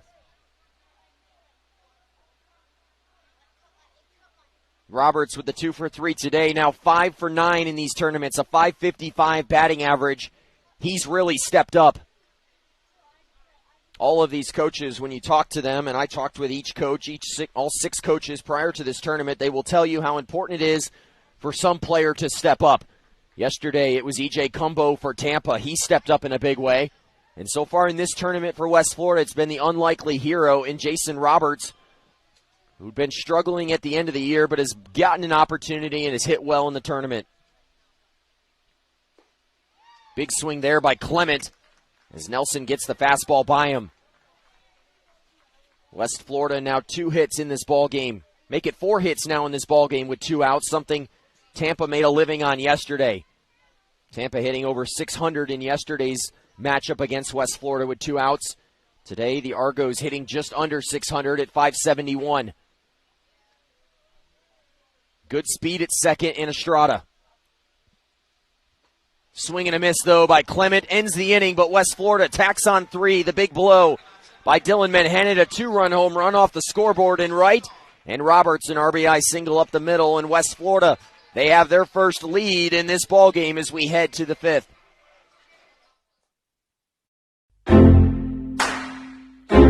Real change occurs in that split second, a moment of connection among people. With a common purpose, a shared vision, and a unified goal. What will you change? What will change you? The University of West Florida. No limits. Dear college sports, there's light at the end of the tunnel. A return to normal, and all we love about sports. You've instilled resilience, focus, and selflessness in us. We've put those lessons to work. We've found strength and unity in each other. You continue to take us places we never imagined. You bring out the best in us. So when we look forward, we see the light at the end of the tunnel. We see a better world for all of us and for college sports.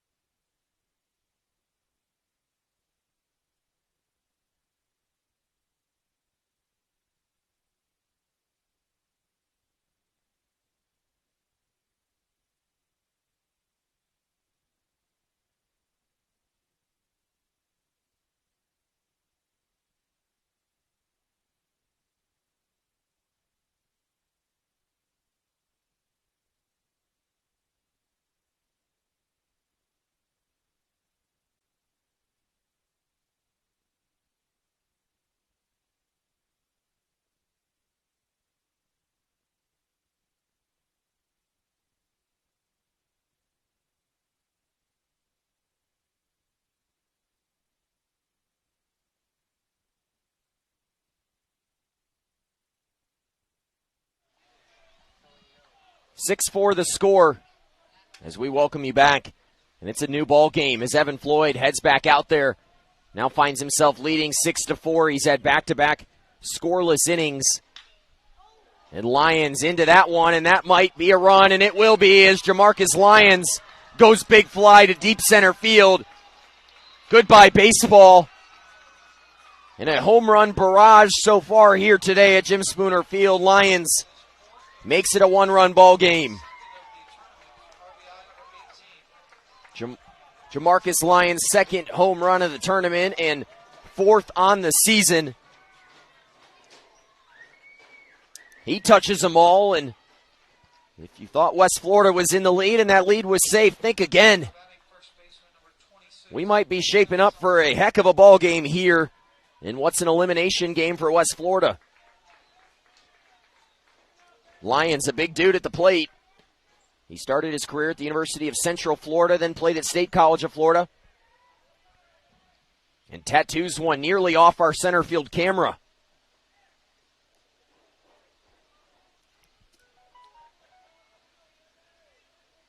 A big leadoff hit right there on the first pitch.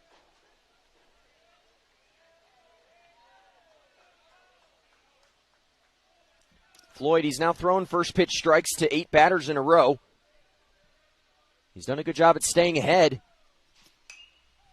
His pitch count entering this inning was at 81. One pitch and a home run by Lyons now makes it 82. And this coming after he threw north of 100 pitches the other day. You have to wonder how much more does Floyd have in the tank. He's one of the guttiest players on this team.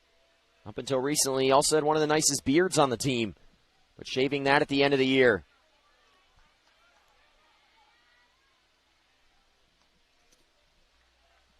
Tampa trailing for the first time in this game.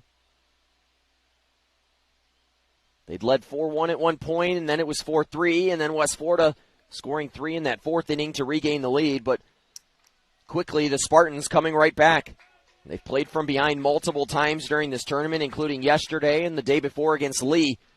So not accustomed to being behind, or accustomed to being behind.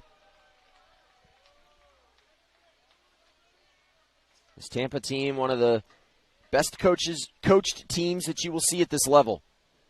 Joe Urso, he's won 5 national championships. This Tampa program has won 8.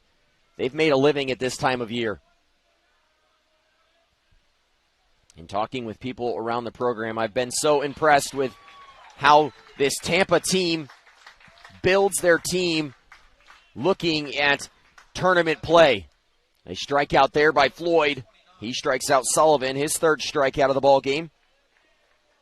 Third in the last 3 innings now. And a good bounce back for Evan Floyd after giving up the leadoff home run. Floyd, he started off this outing with 3 walks in the first couple of innings. Hasn't walked a batter since. A hit by pitch there. They checked to third to see if there was a swing, but no swing. And a hit by pitch issued to the right fielder, Glancy. And Tampa, they'll have a base runner with one out. And that brings up Sam Freitas. It was his pinch hit appearance yesterday that got the offense going for Tampa. He came in and picked up a hit and then would pick up two more the rest of the way. Drove in 3 RBIs. When he pinch hit, his team was losing in that game. They would go on to score 17 unanswered runs and beat West Florida by 10. The most runs that the Argos had given up since the 2010 season.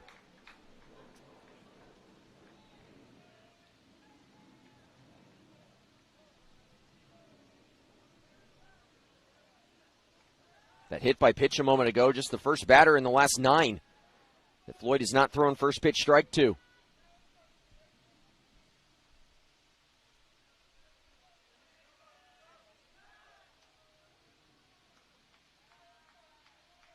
Nobody warming down in the Argos bullpen.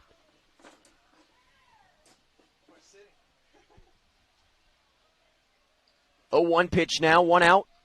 A runner on first.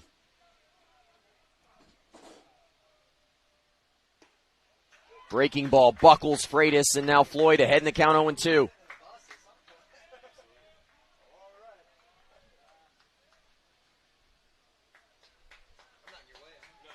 Freitas has struck out once in this game already. He was the first strikeout victim of Floyd's today.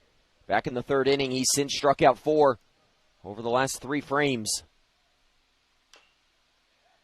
Freitas fouls off a tough pitch right there, bearing in on his front foot. Able to stay alive.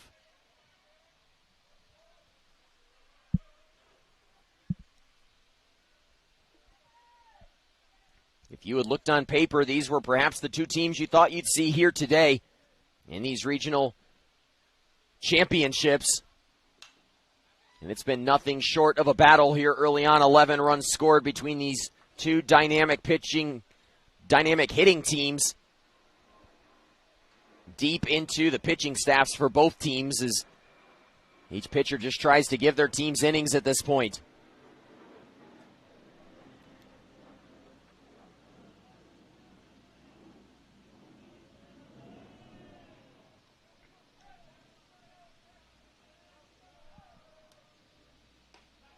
Floyd battling, picks up his 5th strikeout.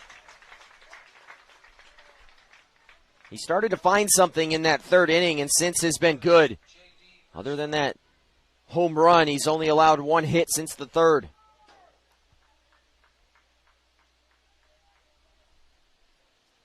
He gets Freitas swinging for the 2nd time today. And that brings up J.D. Urso. He's reached on a walk and then lined out to short in the 3rd for the final out. That line out came with a runner on second base, Sullivan, after he led off the inning with a single and stole second.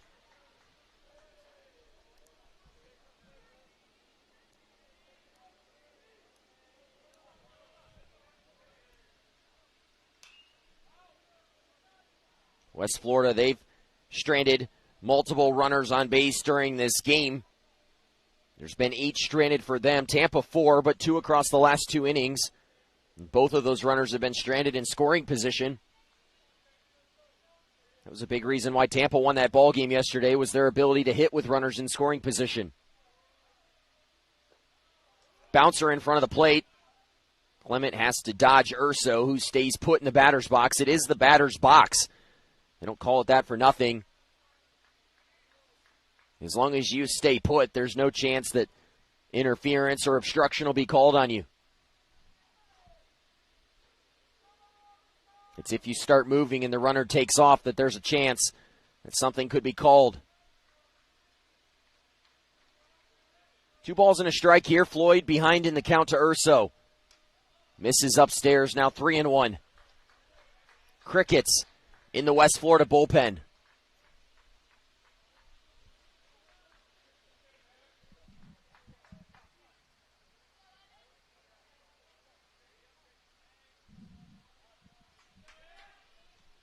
A throw to first. Very nearly got by O'Shea, but able to pick it out of the dirt. Floyd paying particularly close attention to Glancy over there. Doesn't have a stolen base this year. That one will miss low. And a walk issued. And now runners on first and second with 2 outs. And that'll bring up Josh Rulai, who has singled and scored and popped up foul to first base. 18, Josh Rulai. 5 strikeouts, 4 walks now for Floyd. Just the first walk he's allowed since the second inning. A walk and a hit by pitch now with an out and 2 outs now in the inning.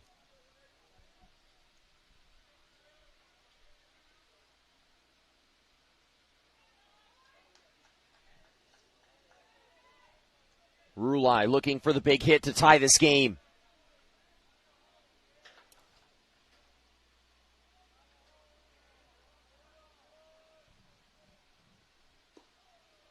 Rulai, as we mentioned, the transfer from Pensacola State. He picked up 55 hits in his career, a 2-year career for the Pirates.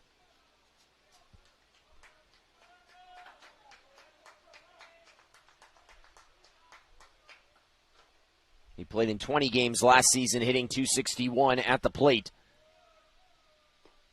Big, hefty swing right there as Floyd rears back and gets it right by Rulai. And now with Floyd's pitch count about to cross 100, Sean Means has begun to warm in the bullpen for West Florida.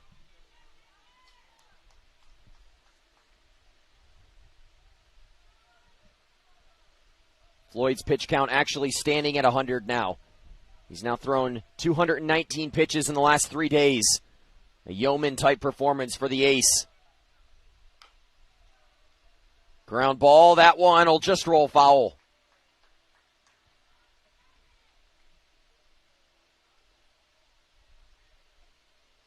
Alex Knight also beginning to warm in the West Florida pen.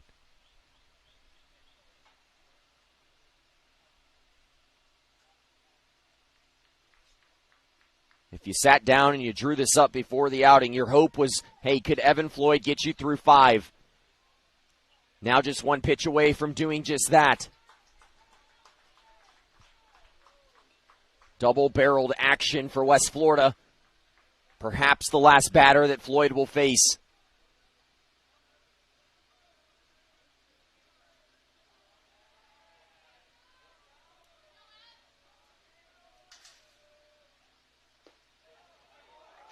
Just off the outside corner.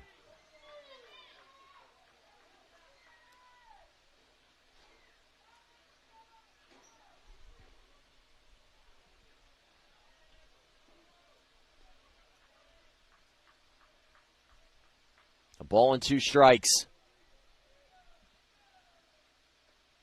Bouncer in the dirt to even the count. Floyd trying to get to the finish line. He's done everything you could have asked of him today. He's given up the 5 runs, but he's kept West Florida in this ball game. They currently lead. If he could get this out, he'd be in line for the victory. 2 balls and 2 strikes, 2 outs, multiple runners on, and his pitch hit into right center field. Over to make the play is Estrada, and the Alaskan Assassin, as some call him, is through 5.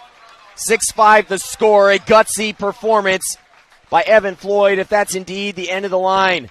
On his 104th pitch, he gets a line out to right field to retire the side. 6-5 the score as the Argos come to bat. This is the University of Tampa.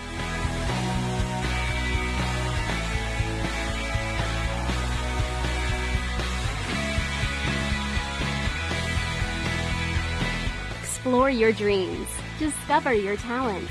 Get ready to invent, innovate, and be a leader. This is the University of Tampa. Being a champion takes more than talent, more than the perfect pass, more than using your head. Being a champion takes the spirit to always push harder, the ability to overcome any hurdle, and the fire to be the best. Welcome to Division 2, where the pursuit is yours to create. And the question isn't, can you do it? It's, will you?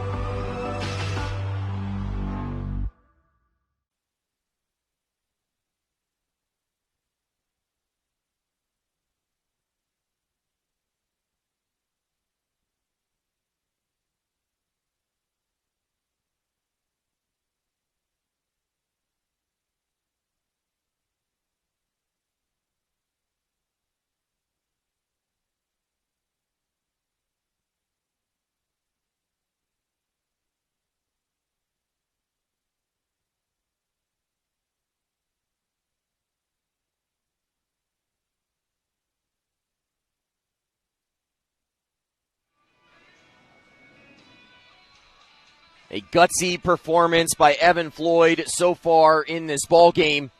If his day is indeed done, and after he throws 104 pitches, you have to think that may be it. I've been wrong, though, before in this tournament, and with a guy like Floyd, you never know.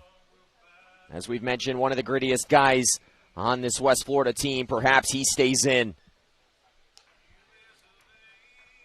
Braden Nelson back out there. He would come on and pick up the final couple of outs in that fourth inning. He struck out the last batter he faced.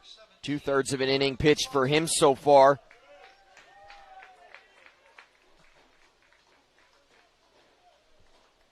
It was a battle all day long for Evan Floyd. He threw over 20 pitches in 4 of the 5 innings, but was able to limit the damage, stranding 6 Spartans runners on base, something his teammate Ryan Brewer and the rest of the Argos pitching staff was unable to do yesterday. Fontenot now batting against Nelson. Nelson, he's in there trying to get you some innings. For Nelson, you want to keep this game close. This Tampa offense, they can put runs on the scoreboard in bunches.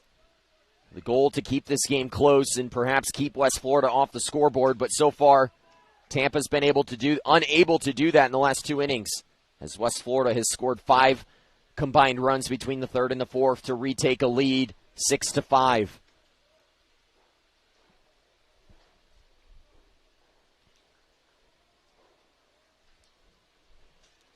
Fontenot leading it off. He's 0 for 2. A fly out and a strikeout. Batting for the 3rd time here today. That'll miss inside. Buzzes the tower as Fontenot spins out of the way.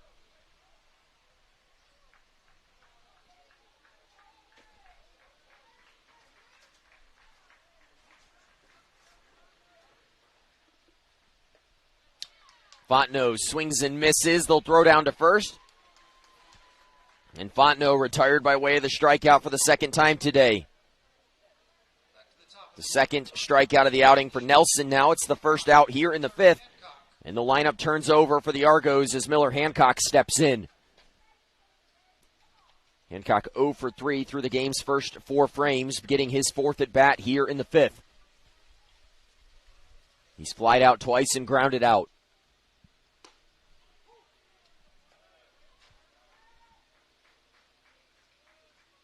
First pitch strike out of the hand of Nelson. He threw 2 first pitch strikes to the 2 of the 4 batters he faced. Now 1 for 2 here in the 5th inning. He's done a nice job since entering, other than that lone blemish, that Roberts single that allowed the inherited runner to score. He sent the Argos order down in order. He gets Hancock to ground out for the 2nd time in a row. Now 2 quick outs in the inning. And that'll bring up Cullen O'Shea, and so far, he's been the thorn in the flesh of this Tampa team in this game, and for multiple teams in this tournament, O'Shea been on base all 3 times today. 2 extra base hits and a walk. He's scored twice. 6 extra base hits in the tournament for West Florida. 3 of them have been home runs.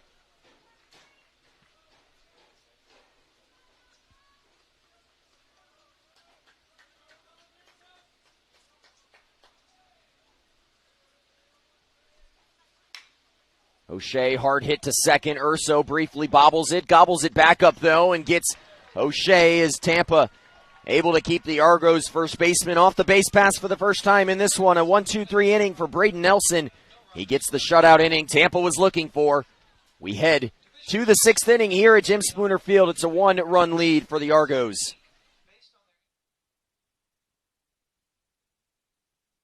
Being a champion takes more than talent, more than the perfect pass, more than using your head.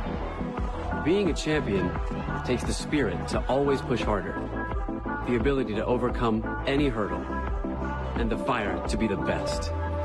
Welcome to Division II, where the pursuit is yours to create.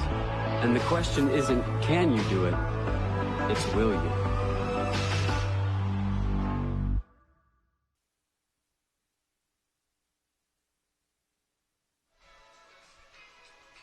I told you that I've been fooled before in this tournament, and fooled yet again as Evan Floyd back out there in the sixth. He's now thrown 223 pitches over the last 3 days. He got a big fly out to end last inning with multiple runners on base. Floyd double barrel action yet again in the bullpen as Means and Knight continue to warm. I would think that if anyone gets on, you might see the bullpen come in. But Mike Jeffcoat, the coach for West Florida, prior to this game, telling me that he was going to listen to Floyd on how deep he could go. There wasn't a pitch count. He simply told his ace to let me know when you're finished.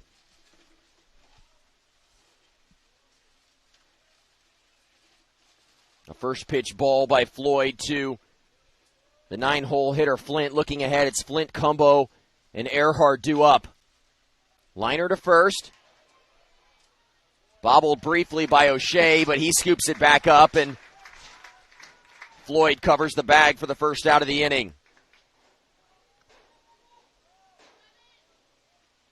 The 3-1 ground out, a bit more interesting than it needed to be, but Floyd now through 5 1/3 innings pitched, and that brings up E.J. Cumbo, someone that Floyd has been unable to get out in this game so far. He got him to ground out in the first, but it was an error by Mwali. Then issued an intentional walk in the second, and then he would double with 2 outs in the fourth. Now he shows bunt, and it's a good one. And Cumbo will be on base for the 4th time. A bunt single by Cumbo. West Florida was not expecting that, and he's now been on base all 4 times. 2 for 3 in this game. And that brings up Drew Earhart. Earhart, the big hit so far in this game for Tampa. It was a 3 RBI double with the bases loaded in the second. He's flown out twice, including his last at bat in the 4th.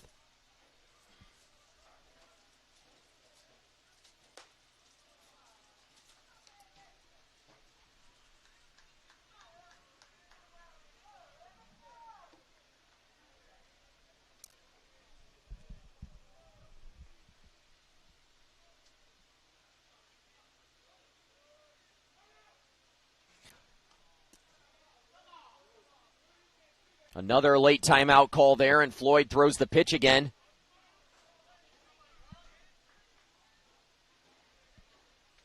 A lot of times when those timeouts are called late in that motion, you'll see the pitcher throw the pitch to the backstop.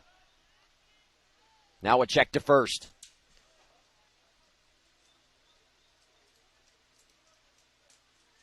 Sometimes if it's late enough, the batter will ask for timeout and the home plate umpire won't grant it. The home plate umpire, it's on his own recognizance to make that call. A strike there by Floyd now. A ball and a strike, 1 out in the inning. Cumbo on first base, a threat to run after the bunt single a moment ago. And Floyd paying some attention to him over there, checks again.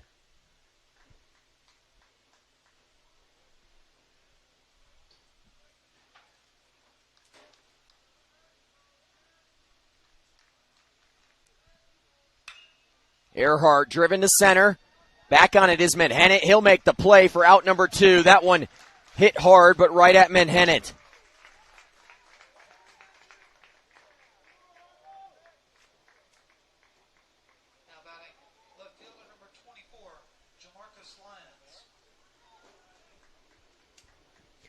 And that brings up Jamarcus Lyons. He homered off of Floyd to lead off the 5th inning.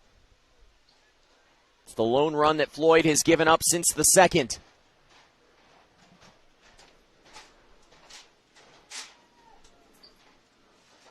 Floyd has now thrown 111 pitches in the outing with that latest pitch. 230 pitches over the last 3 days for the Argos ace. A first-team All-Gulf South Conference pitcher this year. He was in the conversation for Gulf South Conference Pitcher of the Year as well as South Region Pitcher of the Year, certainly after what's been an incredible year for him.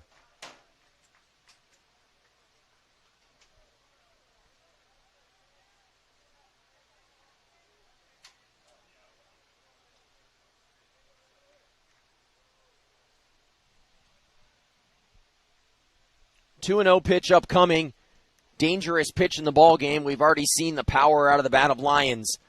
If you're Floyd, you go to the fastball or stick with the breaking ball. He sticks with the breaking ball and gets a swing and a miss.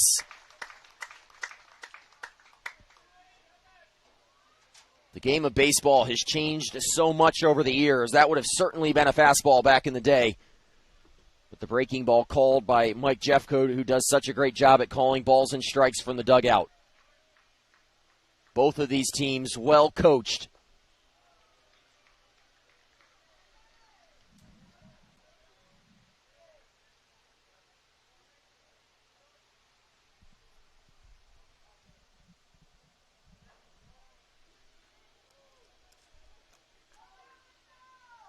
Floyd trying to get through 6 innings as Means and Knight continue to warm in the bullpen.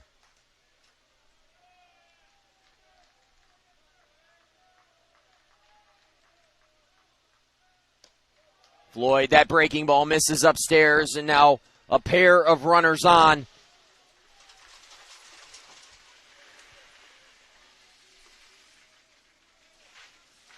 No movement yet, no sign of Mike Jeffcoat from the Argos dugout. And that brings up Dan Sullivan, who's had 2 hits in the ballgame off of Floyd.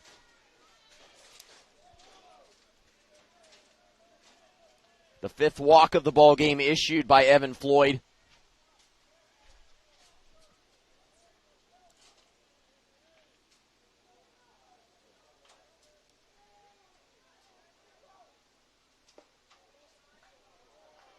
I miscounted earlier on. Floyd, 4 strikeouts in the outing.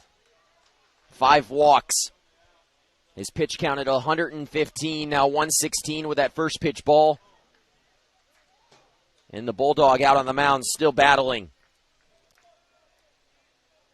Sullivan 2 hits off of Floyd today, including an RBI single that drove in Cumbo in the first inning. Cumbo stands at second here.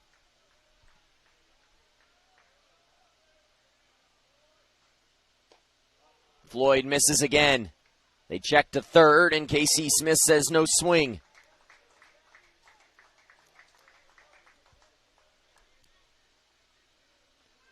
Floyd certainly running on fumes at this point.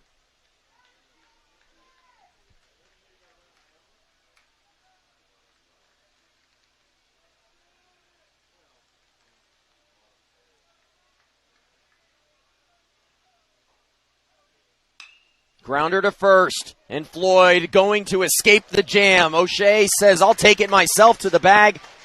And Evan Floyd, an incredible outing. 117 pitches in the outing now for Floyd. And I'm not even going to speculate at this point. O'Shea gets the ground ball, and that'll take us to the bottom of the 6th inning here at West Florida, currently leading by 1.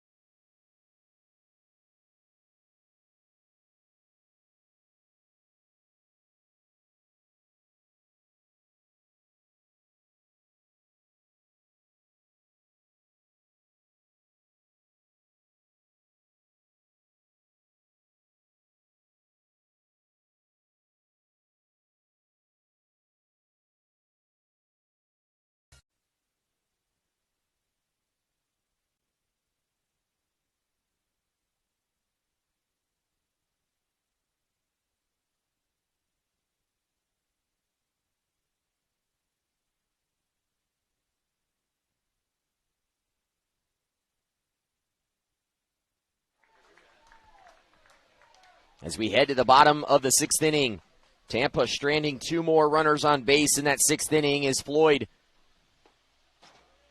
threw his 118th pitch of the day as he got the ground ball. Floyd threw a career-high 119 pitches just 2 days ago. Throws 118 here today on short rest, and his team leads. And as I mentioned, I won't even speculate if his day is done yet.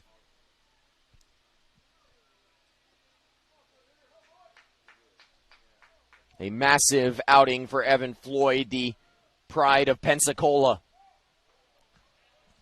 Menhennet at the plate. 1 for 3 today, a couple of ground outs, but it was his home run that would give West Florida their first lead of the ball game in the 4th. He homered with O'Shea on first. And at the time gave West Florida a 6-4 lead. Lions would tack on a home run in the 5th, but West Florida clinging to a 1-run lead here. Nelson, he's allowed just 1 base runner, 2 base runners with the intentional walk since entering, as he's restored order and now strikes out Menhennet. He had a 1-2-3 inning last inning that saw him only throw 9 pitches. Nelson, he started 7 games this year, making his first relief appearance. Picks up his 3rd strikeout. He strikes out Menhennet, and that brings up in Wally. And much like E.J. Cumbo that we saw last inning, they haven't been able to get him out, but they will this time. A high chopper to second, fielded by Urso. The throw to first in time. And Tampa able to retire the Argos cleanup hitter for the first time today. 2 quick outs in the inning. And that brings up Justin Dunham.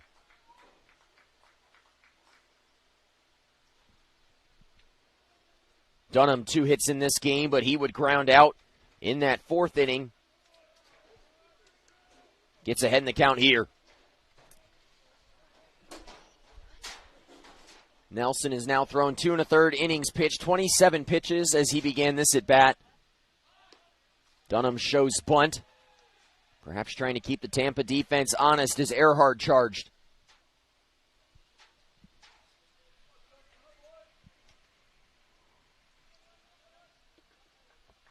If West Florida can win this one, there would be another game today at 3:30.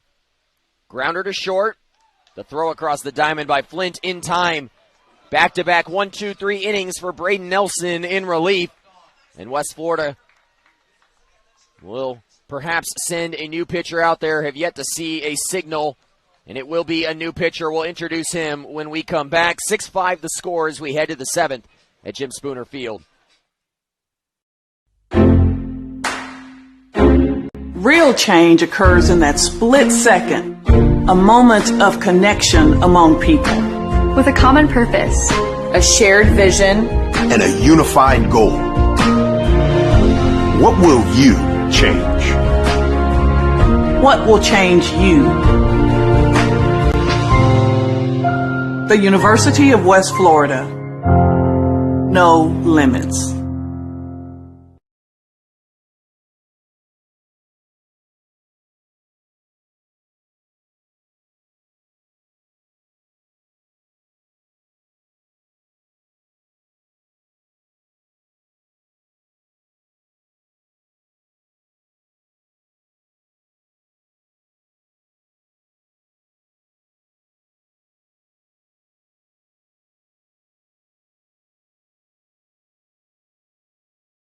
Floyd, after throwing on just 2 days' rest, he threw 119 pitches the other day against Shorter. He throws 6 innings, gives up 7 hits, did not have his best stuff today. 5 runs, 5 walks, 4 strikeouts.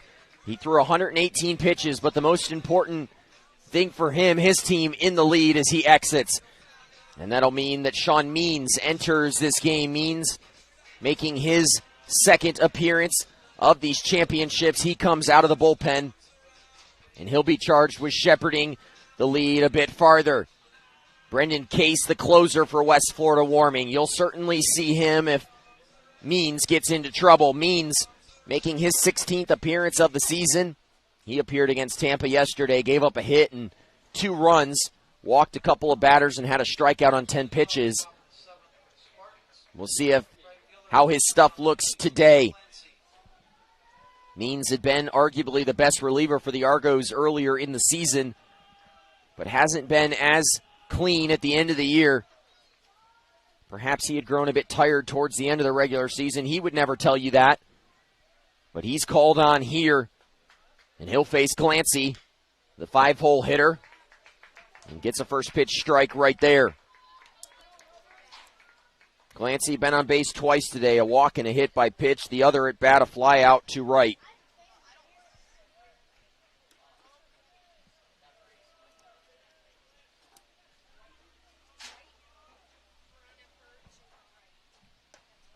Means on in relief as West Florida looks to keep their season alive.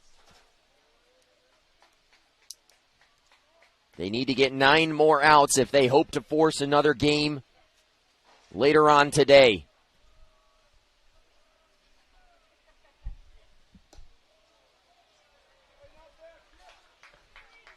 Two and one as Means falls behind the 5-hole hitter Glancy. You have to wonder, with the closer warming, a rested closer in Brendan Case, how long the leash is for Means. That one hammered to right, and it's not coming back.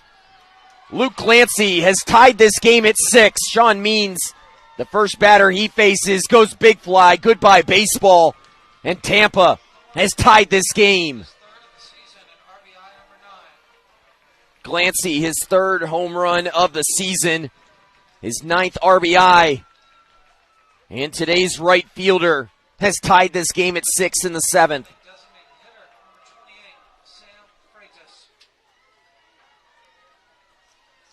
Floyd exiting in line for the victory. Now he will get a tough luck no decision as Glancy homers off of the Argos reliever Means. And that brings up Sam Freitas.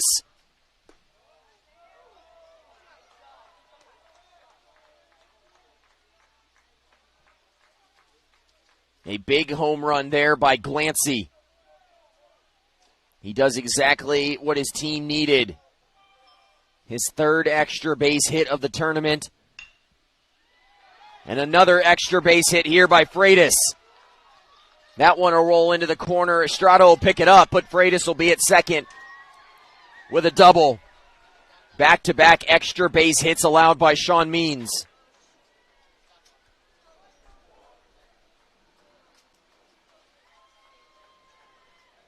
And that's going to be the end of the line for Means. He faces 2 batters.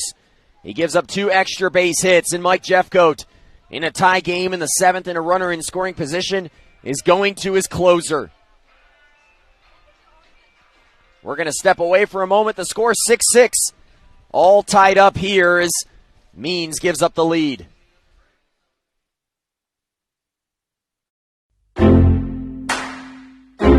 Real change occurs in that split second, a moment of connection among people. With a common purpose, a shared vision, and a unified goal. What will you change? What will change you? The University of West Florida. No limits.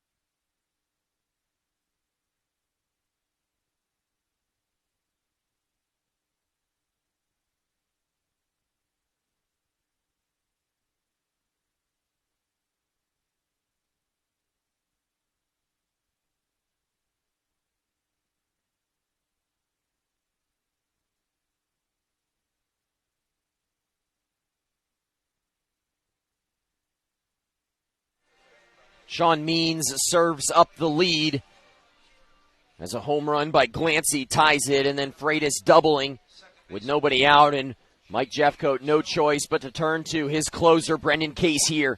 A well-rested Case up in a big spot as West Florida looks to keep this game tied.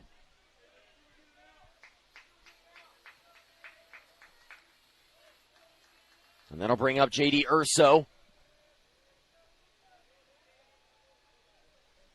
Urso in his last at-bat worked a walk. He's walked twice, both off of Floyd in this outing.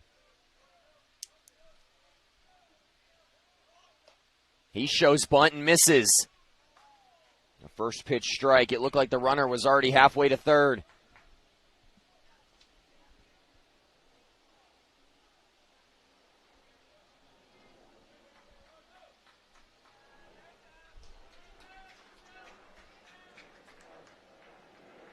Big spot here for Urso, trying to drive in a run. Tampa just 1 for 6 with runners in scoring position today. They'll get the bunt down, and Wally over to cover. They get an out, but the runner moves to third.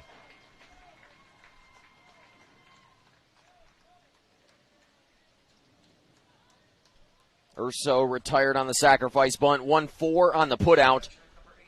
Freitas moves to third. And now Tampa 90 feet away from taking a lead here in the 7th.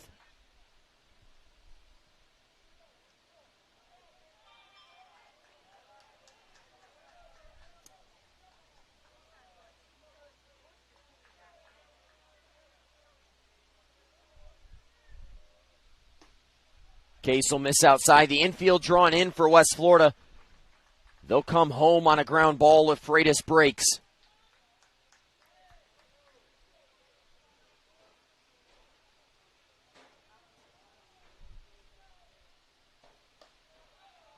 Case will miss upstairs. You wonder if the thought crossed the mind of Mike Jeffcoat to walk the batter here and set up the double play. We haven't seen intentional walks pay off for either team today, however. Both teams have capitalized on an intentional walk by one of the managers. 3-0 now here to Rulai.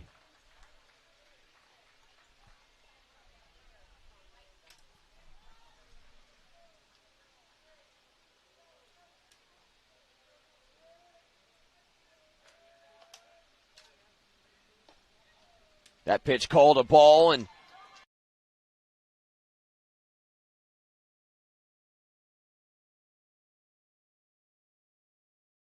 intentional walk perhaps. As Rulai heads to first, and now the double play in order for the 9-hole hitter who's 0 for 2 today, but we're going to have a pinch hitter. John Malcolm will pinch hit for Christian Flint in the 9-hole.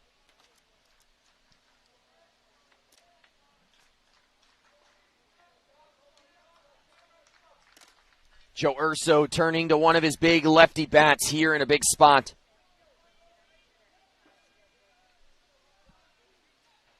Attention, please. Pinch hitting for the shortstop, Flint. Number 23, John Malcolm.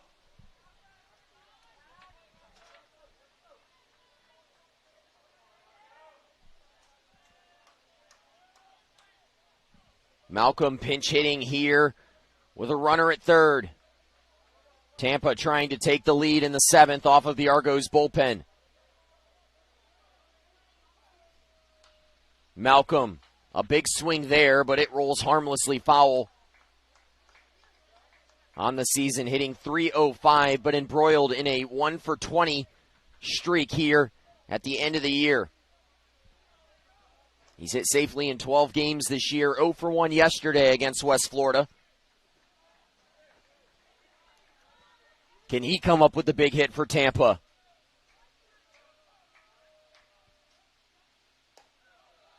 Case, you have to be thinking ground ball right here.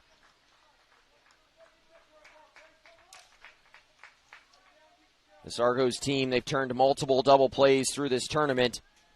Could they get another one right here? Malcolm, not great speed, so you would have the chance to turn it on a ground ball. Case will miss outside, though, 2-1.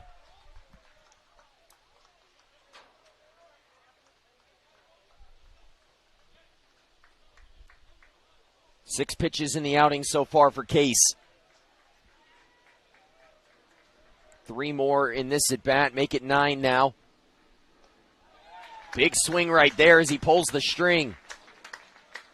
2-2 pitch upcoming.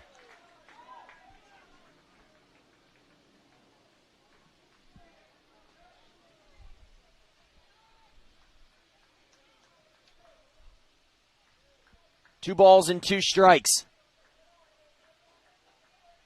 1 out in the inning and a runner. The go-ahead run standing 90 feet away for Tampa. Case, a breaking ball inside, misses, and will do it again on a 3-2 pitch.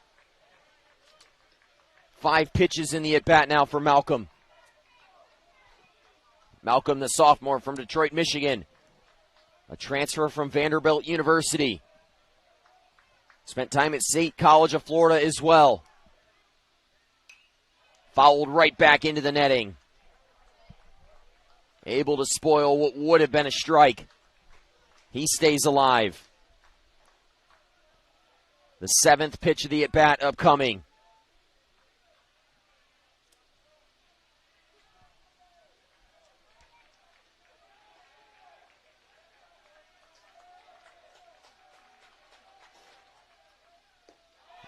And on the 7th pitch of the at-bat, John Malcolm works a walk, and the bases are loaded. Back-to-back walks issued by Case.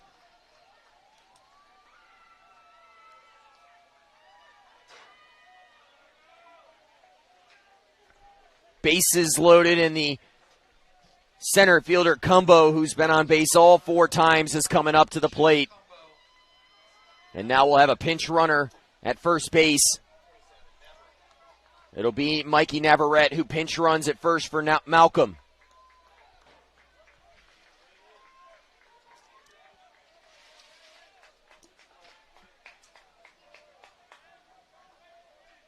Good speed on the base pass for Tampa. Can Cumbo come up with another big hit? Case gets ahead of him.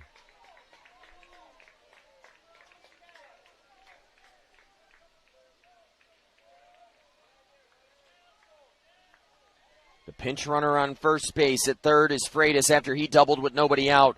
Rulai on second after the walk, and Malcolm walking, but now Navarrete in.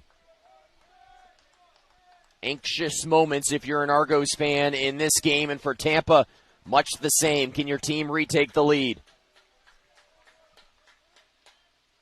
They've trailed since the 4th, and now Case ahead in the count, 0-2.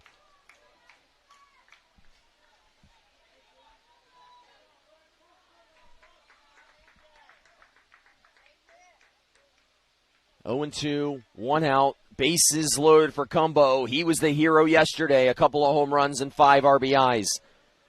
Been on base all 4 times today. And this time, service went into left. Oncoming is Dunham. He'll make the catch. They're coming home. The relay not in time, and Tampa has retaken the lead. They're going to check to third to see if the runner left early. The check at third, and the home plate umpire says he didn't leave early. Freitas comes in to score. And it's an 8-7 ball game. A sac fly by Cumbo.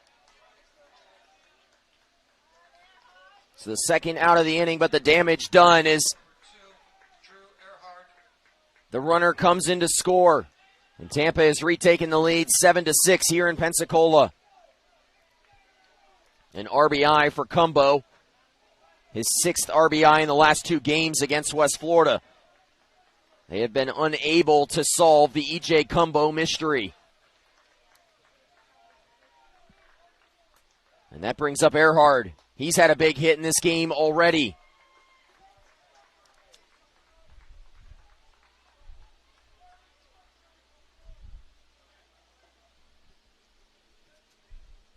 Earhart, except for that double, 0 for 3 in his other at-bats, 1 for 4 today.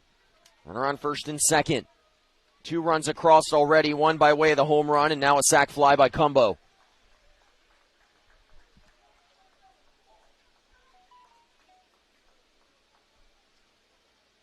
Tampa has sent 7 batters to the plate in the inning.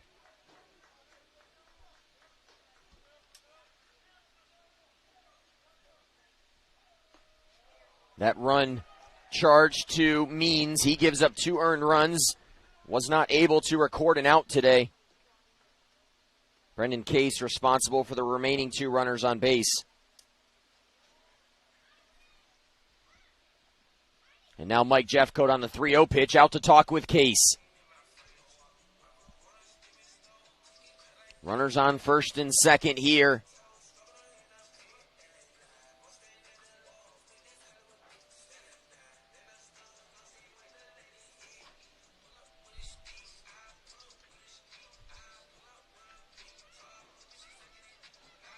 .30 pitch upcoming.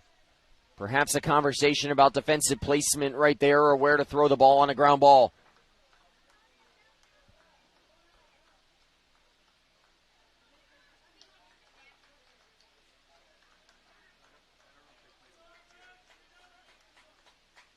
Tampa 2 runs across here in the top of the 7th inning.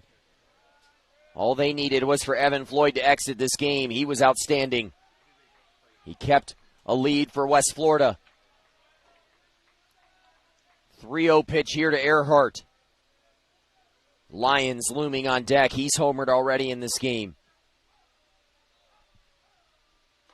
In Case, this time he'll catch the inside corner. 3-1.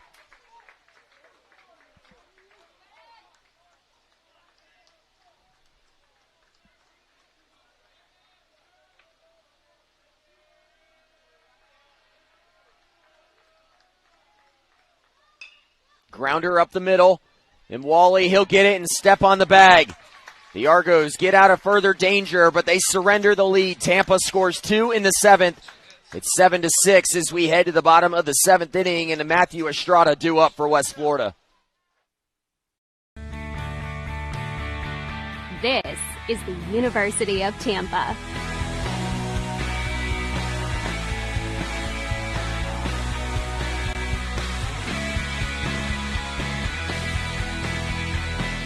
Explore your dreams. Discover your talents.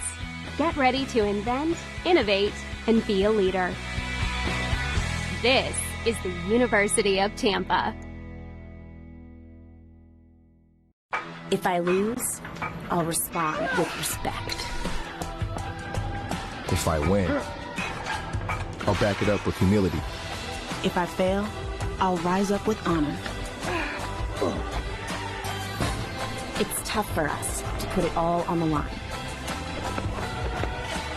Don't undo my hard work with poor sportsmanship. Respect. It's the name of the game.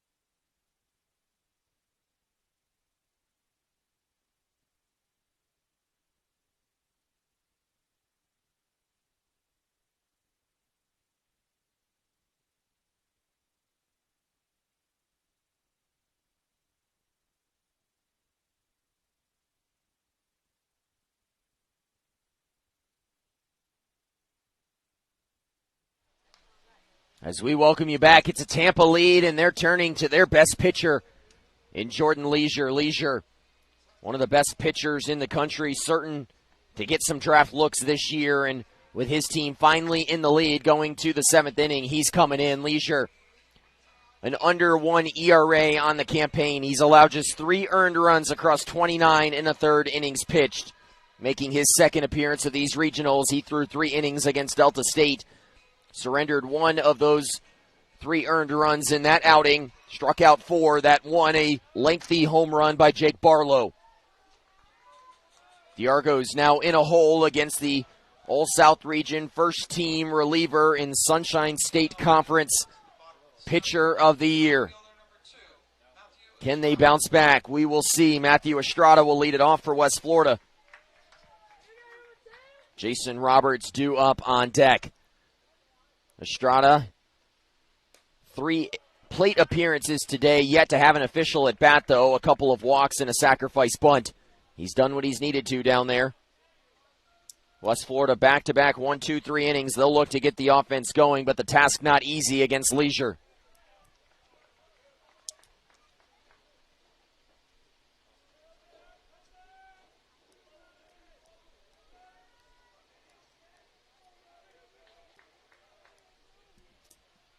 Leisure has been nothing short of outstanding this year, and Estrada will get the Argos going with a single to right.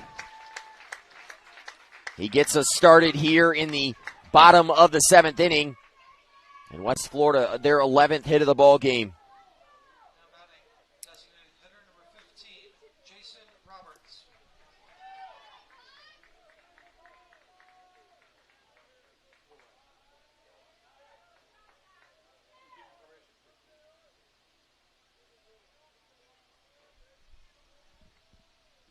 Estrada at first base. He's been on base 3 out of 4 appearances. The other a sacrifice bunt.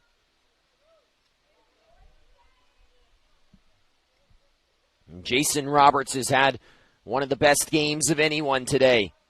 A couple of singles, 3 RBIs for Roberts. A big day for a true freshman in a big spot. That one, it'll get by Leisure. Navarrete will retire Roberts, but the runner advances to second. A 5-3 ground out for the first out of the inning as Estrada moves up a base. A couple of defensive changes to make you aware of. Navarrete, after he pinch run for the pinch hitter Malcolm, stays in at third base. J.D. Urso, who was at second base, goes to short for Christian Flint. And Drew Earhart, who was at third, is now at second. Strings being pulled all over the place.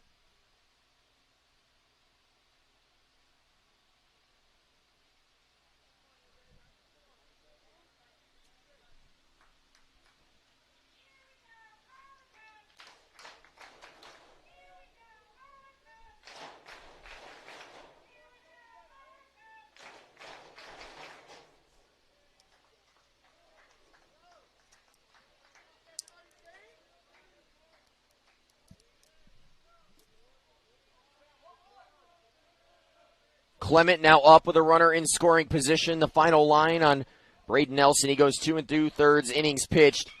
Does not allow a run. Gives up a hit, a walk, had 3 strikeouts, and Leisure gets a pop-up from Clement.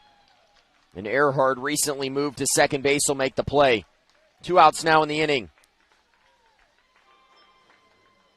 Third baseman, number 17, True Fontenot.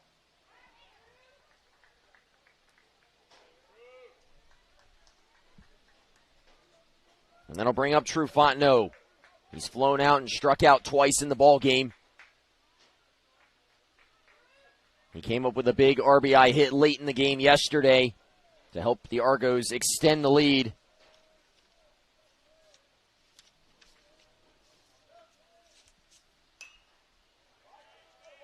That RBI hit came in that 9th inning. He would then come around to score on the O'Shea home run. But behind in the count here to Leisure after a first pitch strike.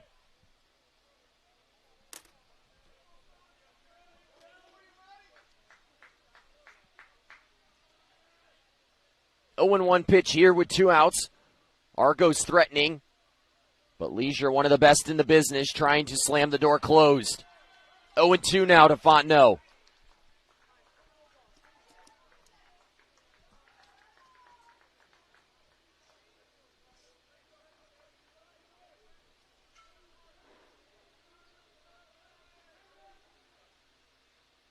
Timeout called by the batter, Fontenot. 0-2 pitch for Leisure. On the season, 46 strikeouts to 4 walks. And Fontenot was bidding for an extra base hit. That one will roll just foul.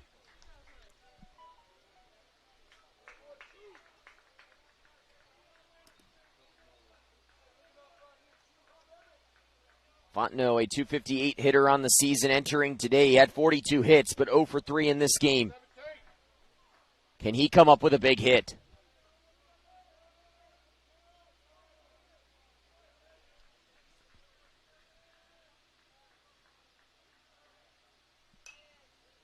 Fouled off. Battling at the plate is Fontenot. Leisure, a graduate of Riverview High School in Tampa, Florida.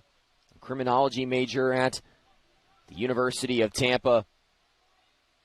He's one of those players that at this point is getting looks in the MLB draft. After the season he's had, why not?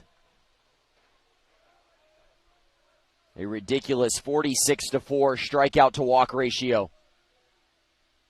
And he'll strike out another batter as Fontenot chases outside of the zone for the third out.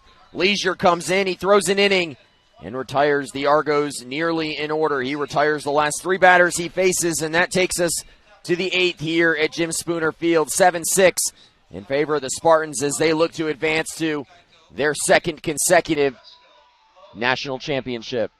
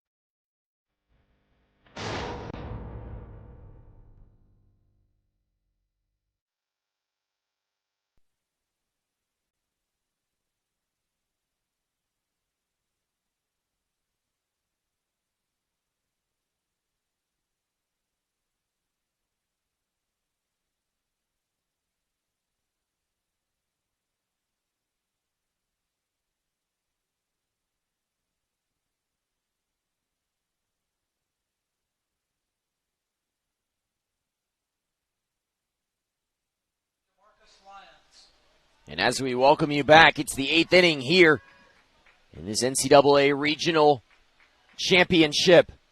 Tampa wins. They go to Cary for the second consecutive year after winning the national championship in 2019.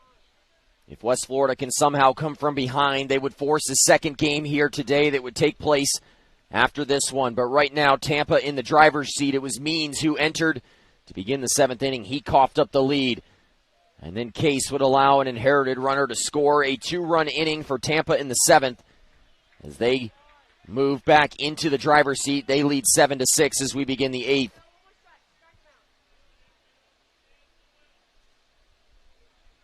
Lyons, it was his home run in the fifth inning that at the time made it a 6-5 ball game. He led off the inning with a home run off of Floyd. He's been on base in his last two plate appearances, that home run in the fifth and a walk in the sixth. Case, though, ahead of him 0-2 and gets him to chase outside the zone. A strikeout for Case, his first of the outing.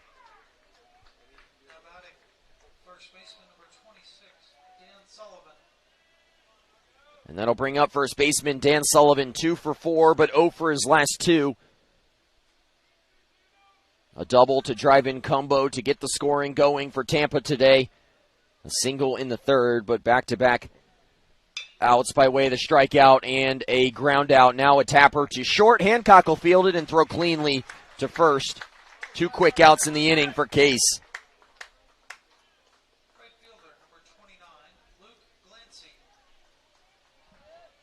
Looking ahead for West Florida next inning, it'll be the top of their lineup up against Jordan Leisure, who got through that inning cleanly despite giving up a leadoff hit to Estrada.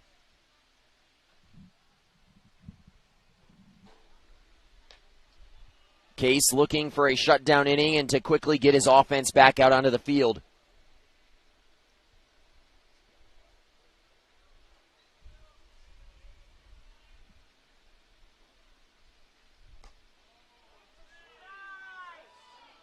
That pitch misses the outside corner, perhaps curving around the plate. 2-0 pitch now. 2 outs in the inning.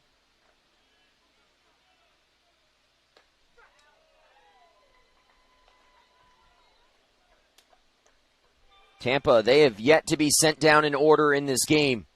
The closest anyone got was Floyd back in the fourth. He allowed a 2-out double to Cumbo before retiring Earhart to end the inning. Case, that one will miss high, and it'll be a walk. And that streak of more than 3 batters going to the plate in an inning will continue now at 8.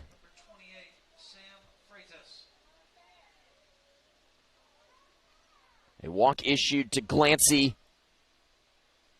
It was his home run off of Means that tied this game. And that brings up Sam Freitas, who would double and come around to score the go-ahead run against West Florida in the 7th. Case, a first pitch strike.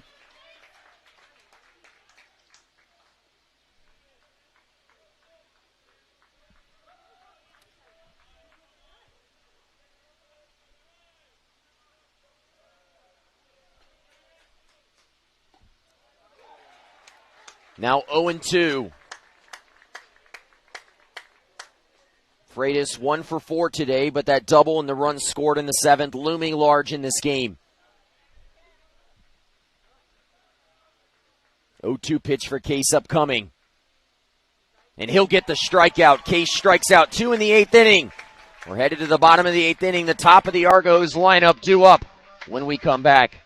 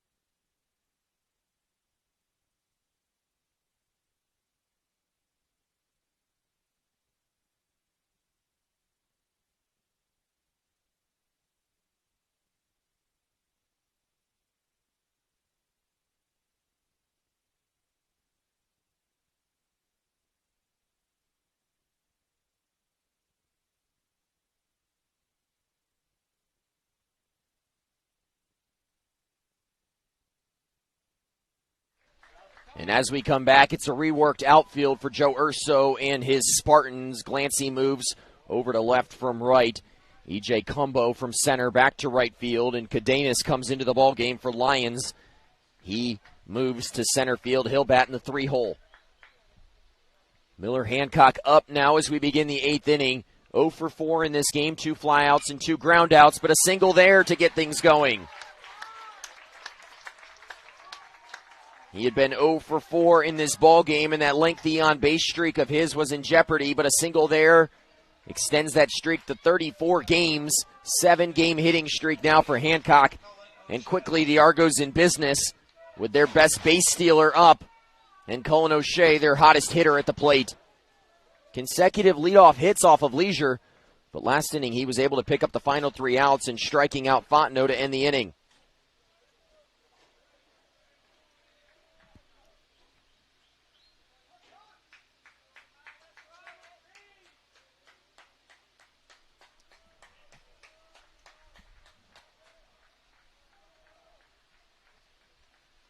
A pitch out. Perhaps thinking Hancock might have been running on the play. He was not. A good bet to run, though. Smart play call there by Joe Urso.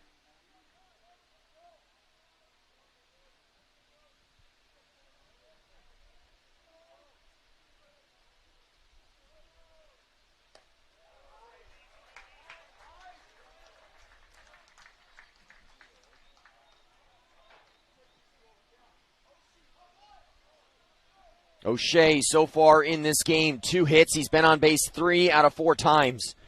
Grounded out in his last plate appearance.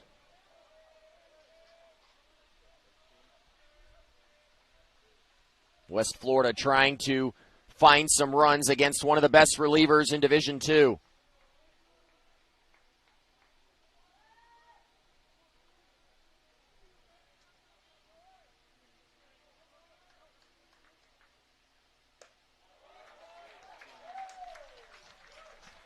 Oh, 0-2 pitch here to O'Shea.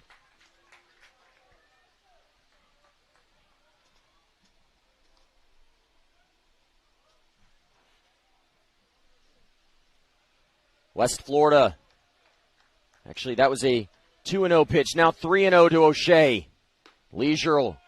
This time he'll catch the outside corner.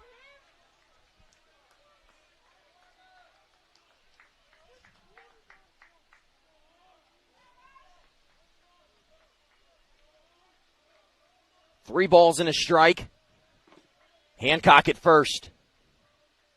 And there goes Hancock. Misses, and the throw down not in time as Hancock swipes his 18th bag of the season. The Argos now a runner in scoring position and nobody out in the inning.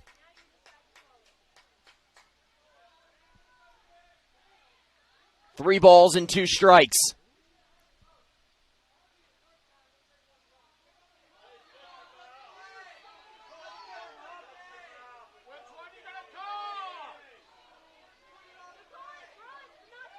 Three balls and 2 strikes here. A runner on second, Hancock.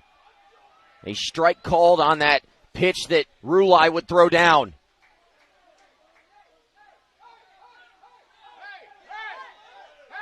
Lindy Hall confronting Mike Jeffcoat here as Jeffcoat has been frustrated at the end of this ball game. 3 balls and 2 strikes.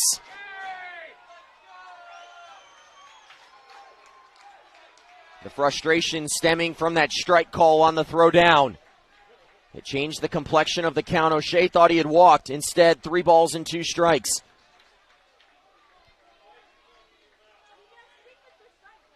Leisure trying to pick up a big strike out of O'Shea. And he can. He strikes out O'Shea. And now 1 out in the inning. O'Shea strikes out for the first time in this game. Leisure's second strikeout of the outing, and it's a big one. He gets the first out in the 8th, and that passes the baton to Menhennet. Menhennet so far has had the biggest hit of the game for West Florida, a 2-run home run that gave them the lead in the 4th. Can he find some more magic?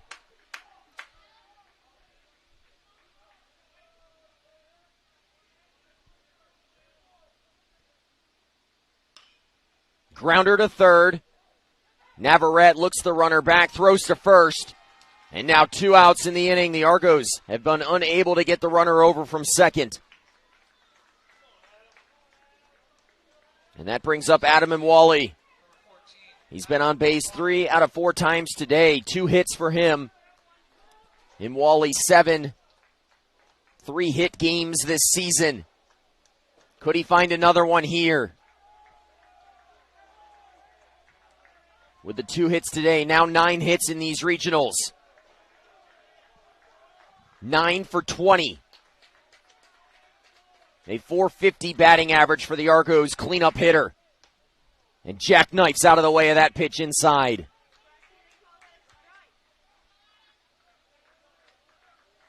One ball and no strikes. Imwali ahead in the count.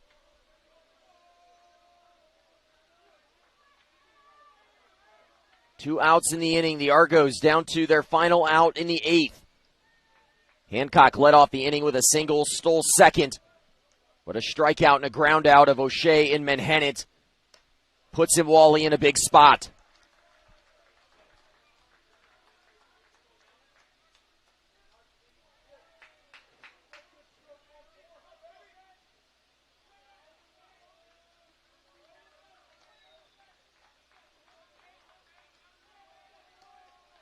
Two-0 pitch, 2 outs to Imwali. Can he come through?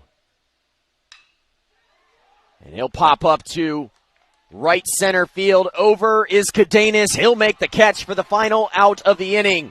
The Argos threaten here in the bottom of the 8th inning, but we will head to the 9th inning with Tampa in the lead and looking to punch their ticket to carry.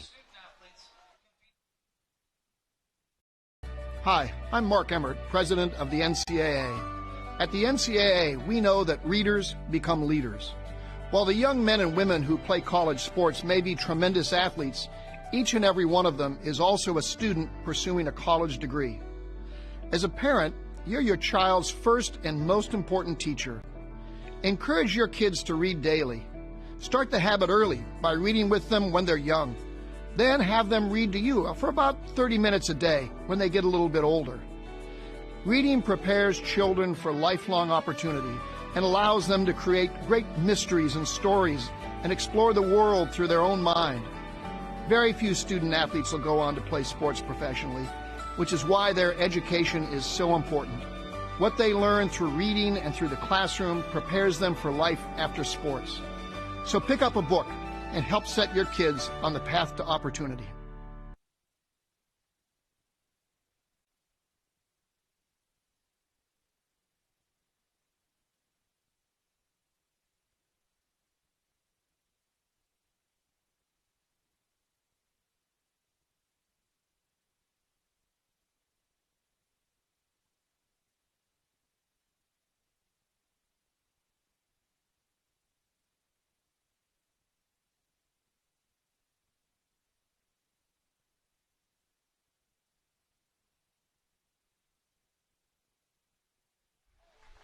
And as we welcome you back for the top of the 9th inning, it's Brendan Case back in there. He'll face the bottom third of the lineup.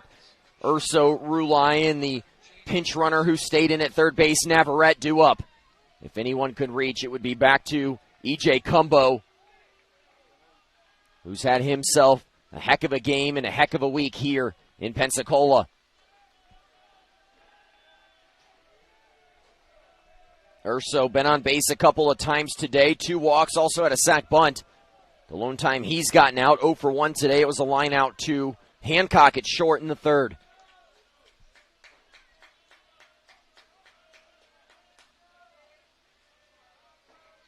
Tampa on the verge of punching their ticket to carry North Carolina for the 2nd consecutive year. But do the Argos have a rally in their bones? We will see in the bottom of the 9th inning, but right now they need Case to stand on his head and keep the score at 7-6. Urso watches a strike call on the outside corner. A ball and 2 strikes. Case, a couple of strikeouts last inning.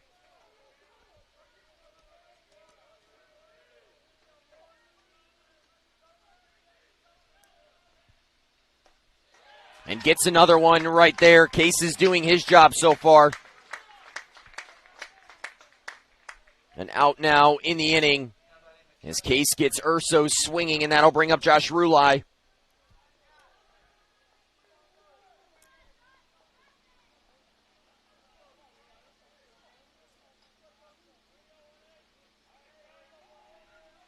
Rulai at the plate. He's been on base twice, a single back in the 2nd, walked in his last plate appearance.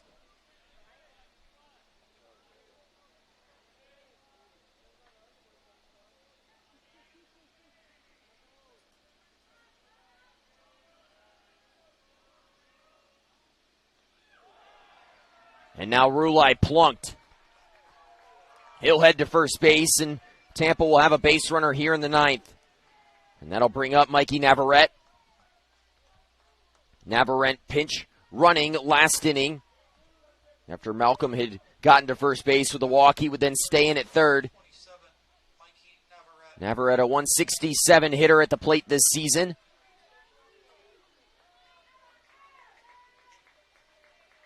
Unless something funky like a double play happens here, Cumbo standing on deck would bat for the 6th time.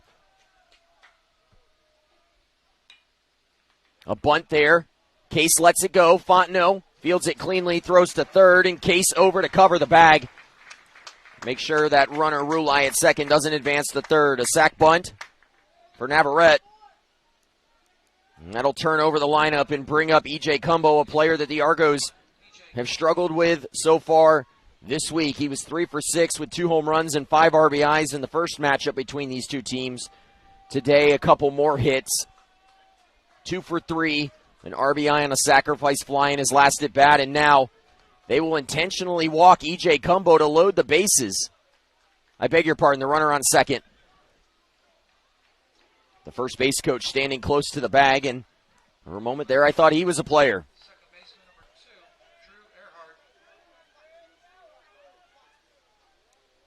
2 outs in the inning, and now runners on first and second. Cumbo has now been on base 5 times today. Earhart, who had the big hit earlier, up again.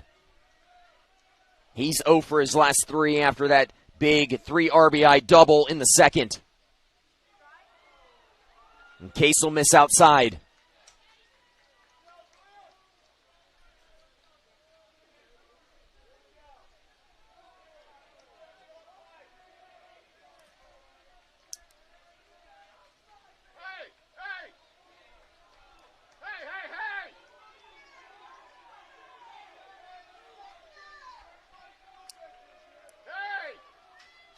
A ball and no strikes, 2 outs in the frame. Case trying to keep the score at just a 1-run Tampa advantage.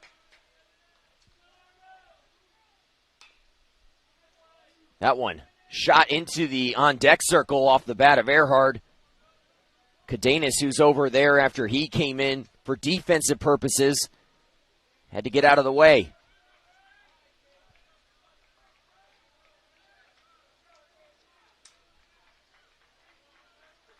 A ball and a strike now, 2 outs in the inning.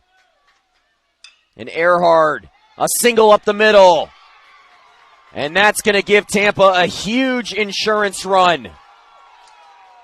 Earhart singling his 4th RBI of the game. It drives in Rulai from second. And Tampa leads this one 8-6. Cumbo advances to second on the play. 4 RBIs today for Drew Earhart. Now 18 RBIs on the season.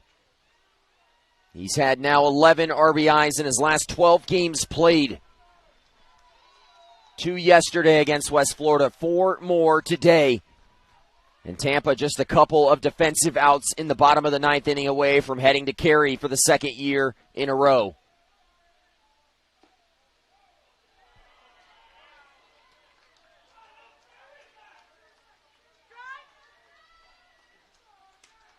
A ball and no strikes.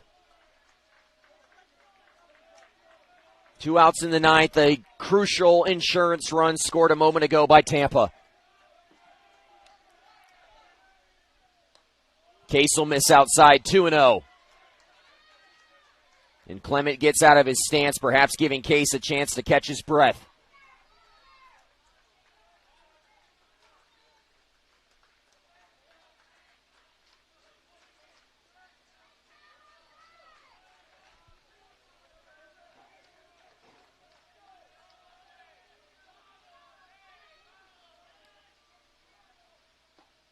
A strike there by Case.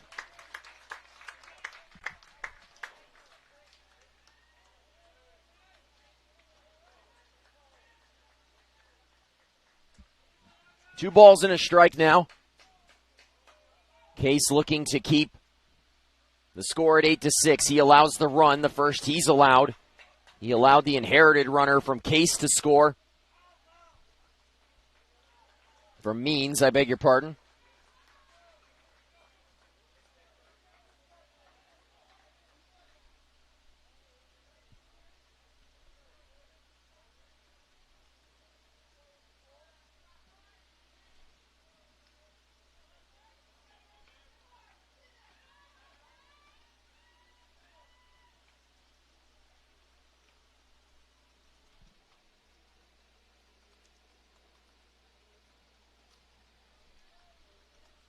Cadenas talking with Urso.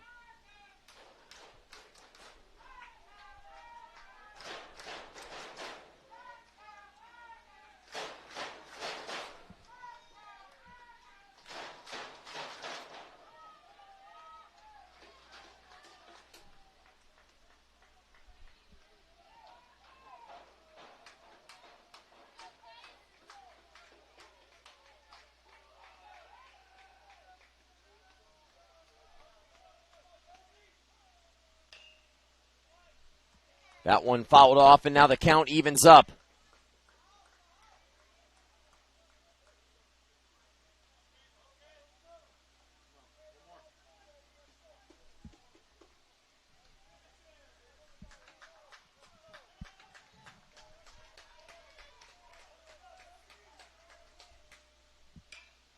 Cadenas popped up in the infield. And as we head to the bottom of the ninth inning, the Argos 3 outs away from seeing their stellar year come to an end.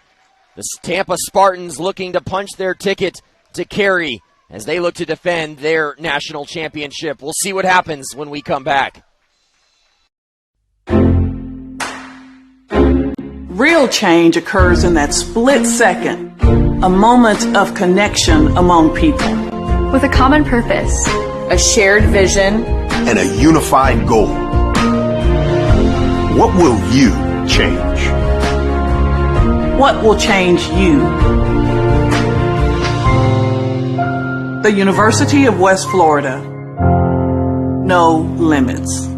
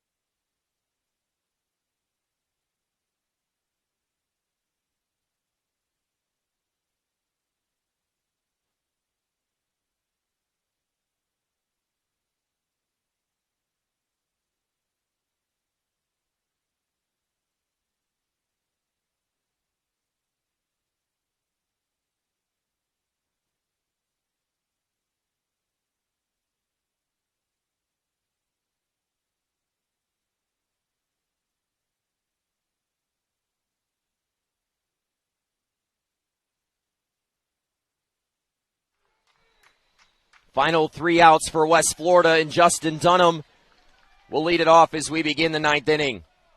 The Argos looking to keep a magical season alive.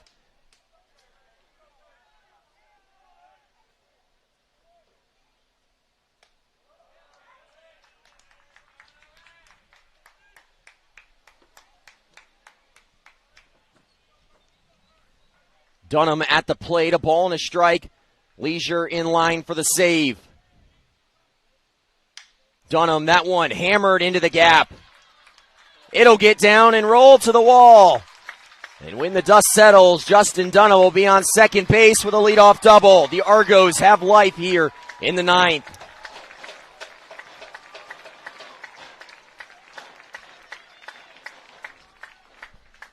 This Argos team down but not out yet.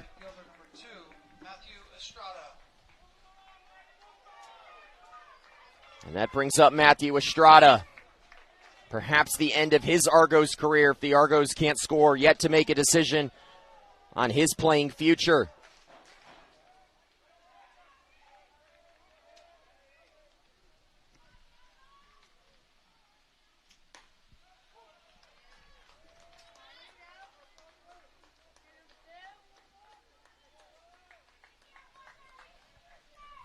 Estrada trying to keep the Argos' hopes alive. Dunham did his job, leading off the inning with a double. The Argos have faced Jordan Leisure now for 3 innings. They've put the leadoff runner in each of those innings on, but so far have yet to pick up a run against the ace closer for Joe Urso and his Spartans.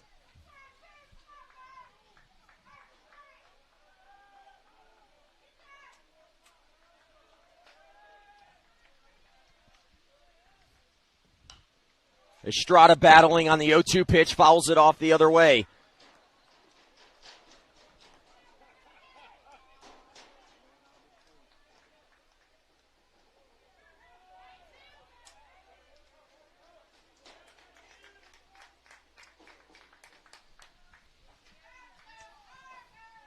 Chance of let's go Argos ringing out as West Florida hopes to keep their season alive and force a decisive game a little bit later on this afternoon.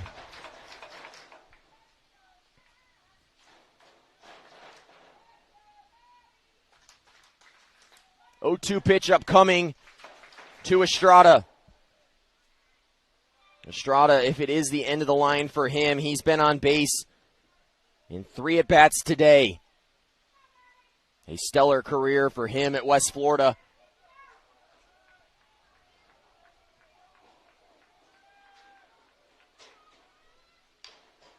A grounder to first, and it might get through. It won't. A race to the bag. 1 over there by Sullivan, but the runner advances to third. And that's why that run in the last inning looms so large.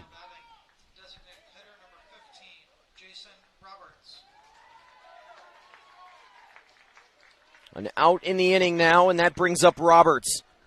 2 big hits today already, 3 RBIs for him. A ground out, though, to third in his last plate appearance.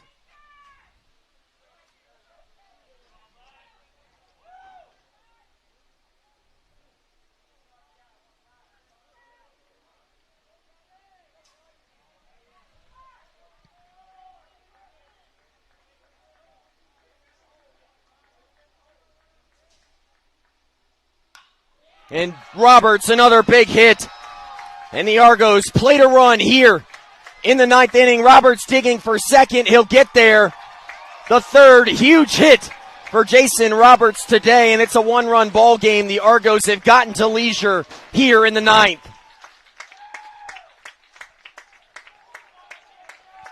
Does it get any better than this? Roberts doubling to drive in Dunham. His 4th RBI. This is a player that has been struggling so mightily at the end of the year, but today, in a big moment, the true freshman has himself a day.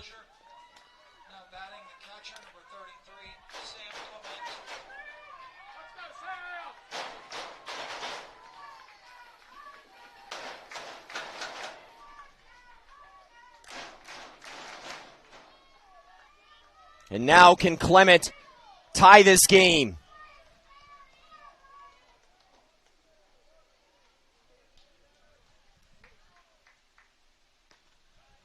Roberts does his job, and now Smitty Luttermoser in to run. That run at second representing the tying run in this game.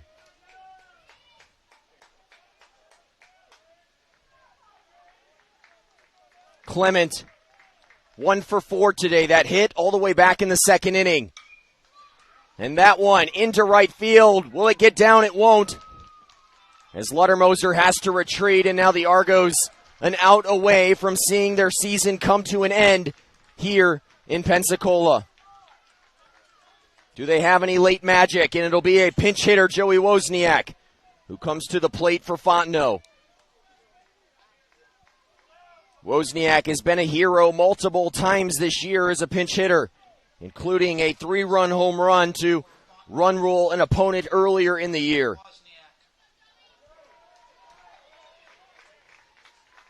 He bats for Fontenot here in the 9th.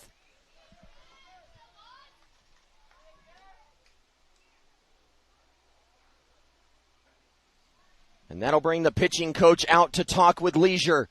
Anxious moments for Tampa as they look to advance to Cary, North Carolina, and defend their 2019 title.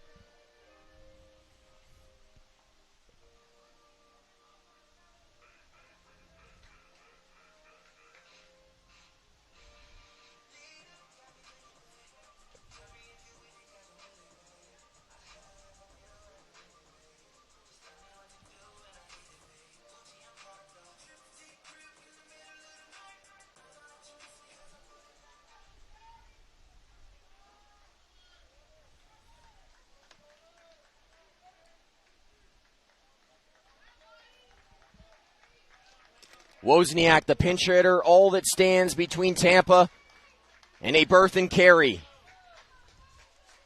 He comes on for Fontenot as a pinch hitter. Wozniak on the season, a .250 hitter, 11 hits and 44 at-bats. He comes up with the Argos season on the line. That ball will miss outside.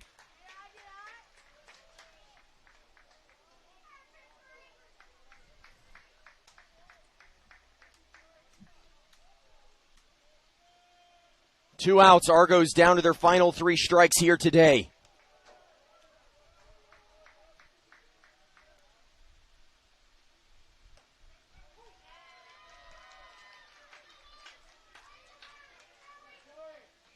A ball and a strike now, 2 outs in the inning. A runner on second, the tying run just 180 feet away. Can Wozniak keep the game alive?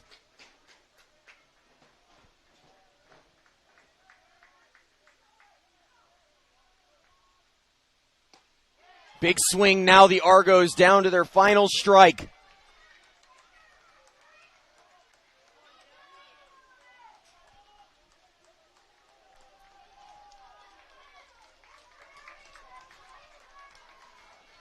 Leisure looking for the save. Wozniak looking to keep it alive. Leisure comes set.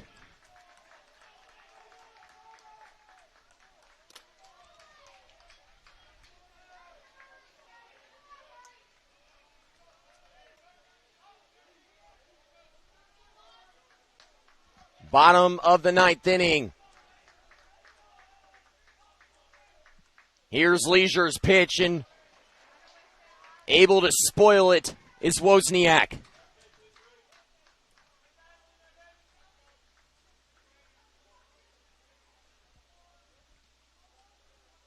Wozniak, a .750 hitter in pinch hitting spots this year. We mentioned that home run earlier this year. This perhaps his biggest pinch hit opportunity of the season. A ball and 2 strikes. Leisure looking to end it. And he will. 723 days after Tampa won the 2019 championship. They're headed back to Cary to defend it. The Spartans of Tampa come from behind yet again, and they're headed to North Carolina. They win this game 8-7 over West Florida, ending the Argonauts season here on May 30th. The Argonauts fall to 37-11, but it's Tampa's day. They improve to 20-4 on the season. Jordan Leisure, the ace reliever, picks up the save. His 5th save of the year, and Braden Nelson will earn the victory after throwing 2 2/3 innings pitched. He improves to 4-1 on the season. What an outing it was for Evan Floyd here today, throwing his 118th pitch in the 6th inning today. He threw 119 the other day, 118 today, 237 pitches for him over the final 3 days. We're going to stay right here as we crown the 2021 South Region Regional Championship team. The Spartans of Tampa University are headed back to Cary.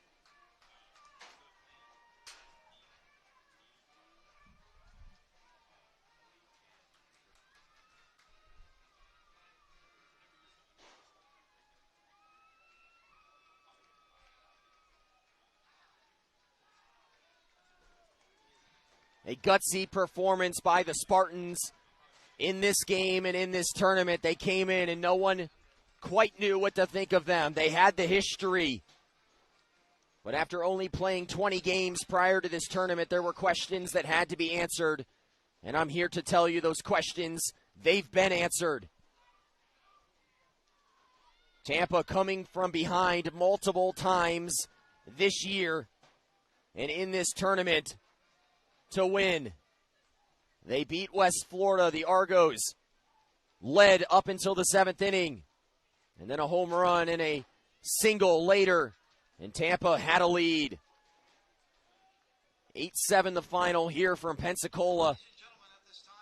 And all that's left to take part is the trophy presentation. The Spartans will advance to the College World Series in Division II for the 5th time in the last 11 seasons with the victory here today. The trophy now being presented, and here come the players to receive it. And Tampa are your 2021 NCAA South Region champions. The Spartans, they've made a living at this time of the year. and their season will stay alive. 8-7 the final score here today. We want to thank you for joining us throughout this NCAA South Region Tournament. It's been a great season if you're a West Florida fan, a lot to be proud of, but the season comes to an end here on May 30th. We say so long here from Pensacola, the Spartans of Tampa, the 2021 NCAA South Region Tournament winners, as they head to Cary. They'll appear up there on June 5th through the 12th as they look to defend their national championship from 2019.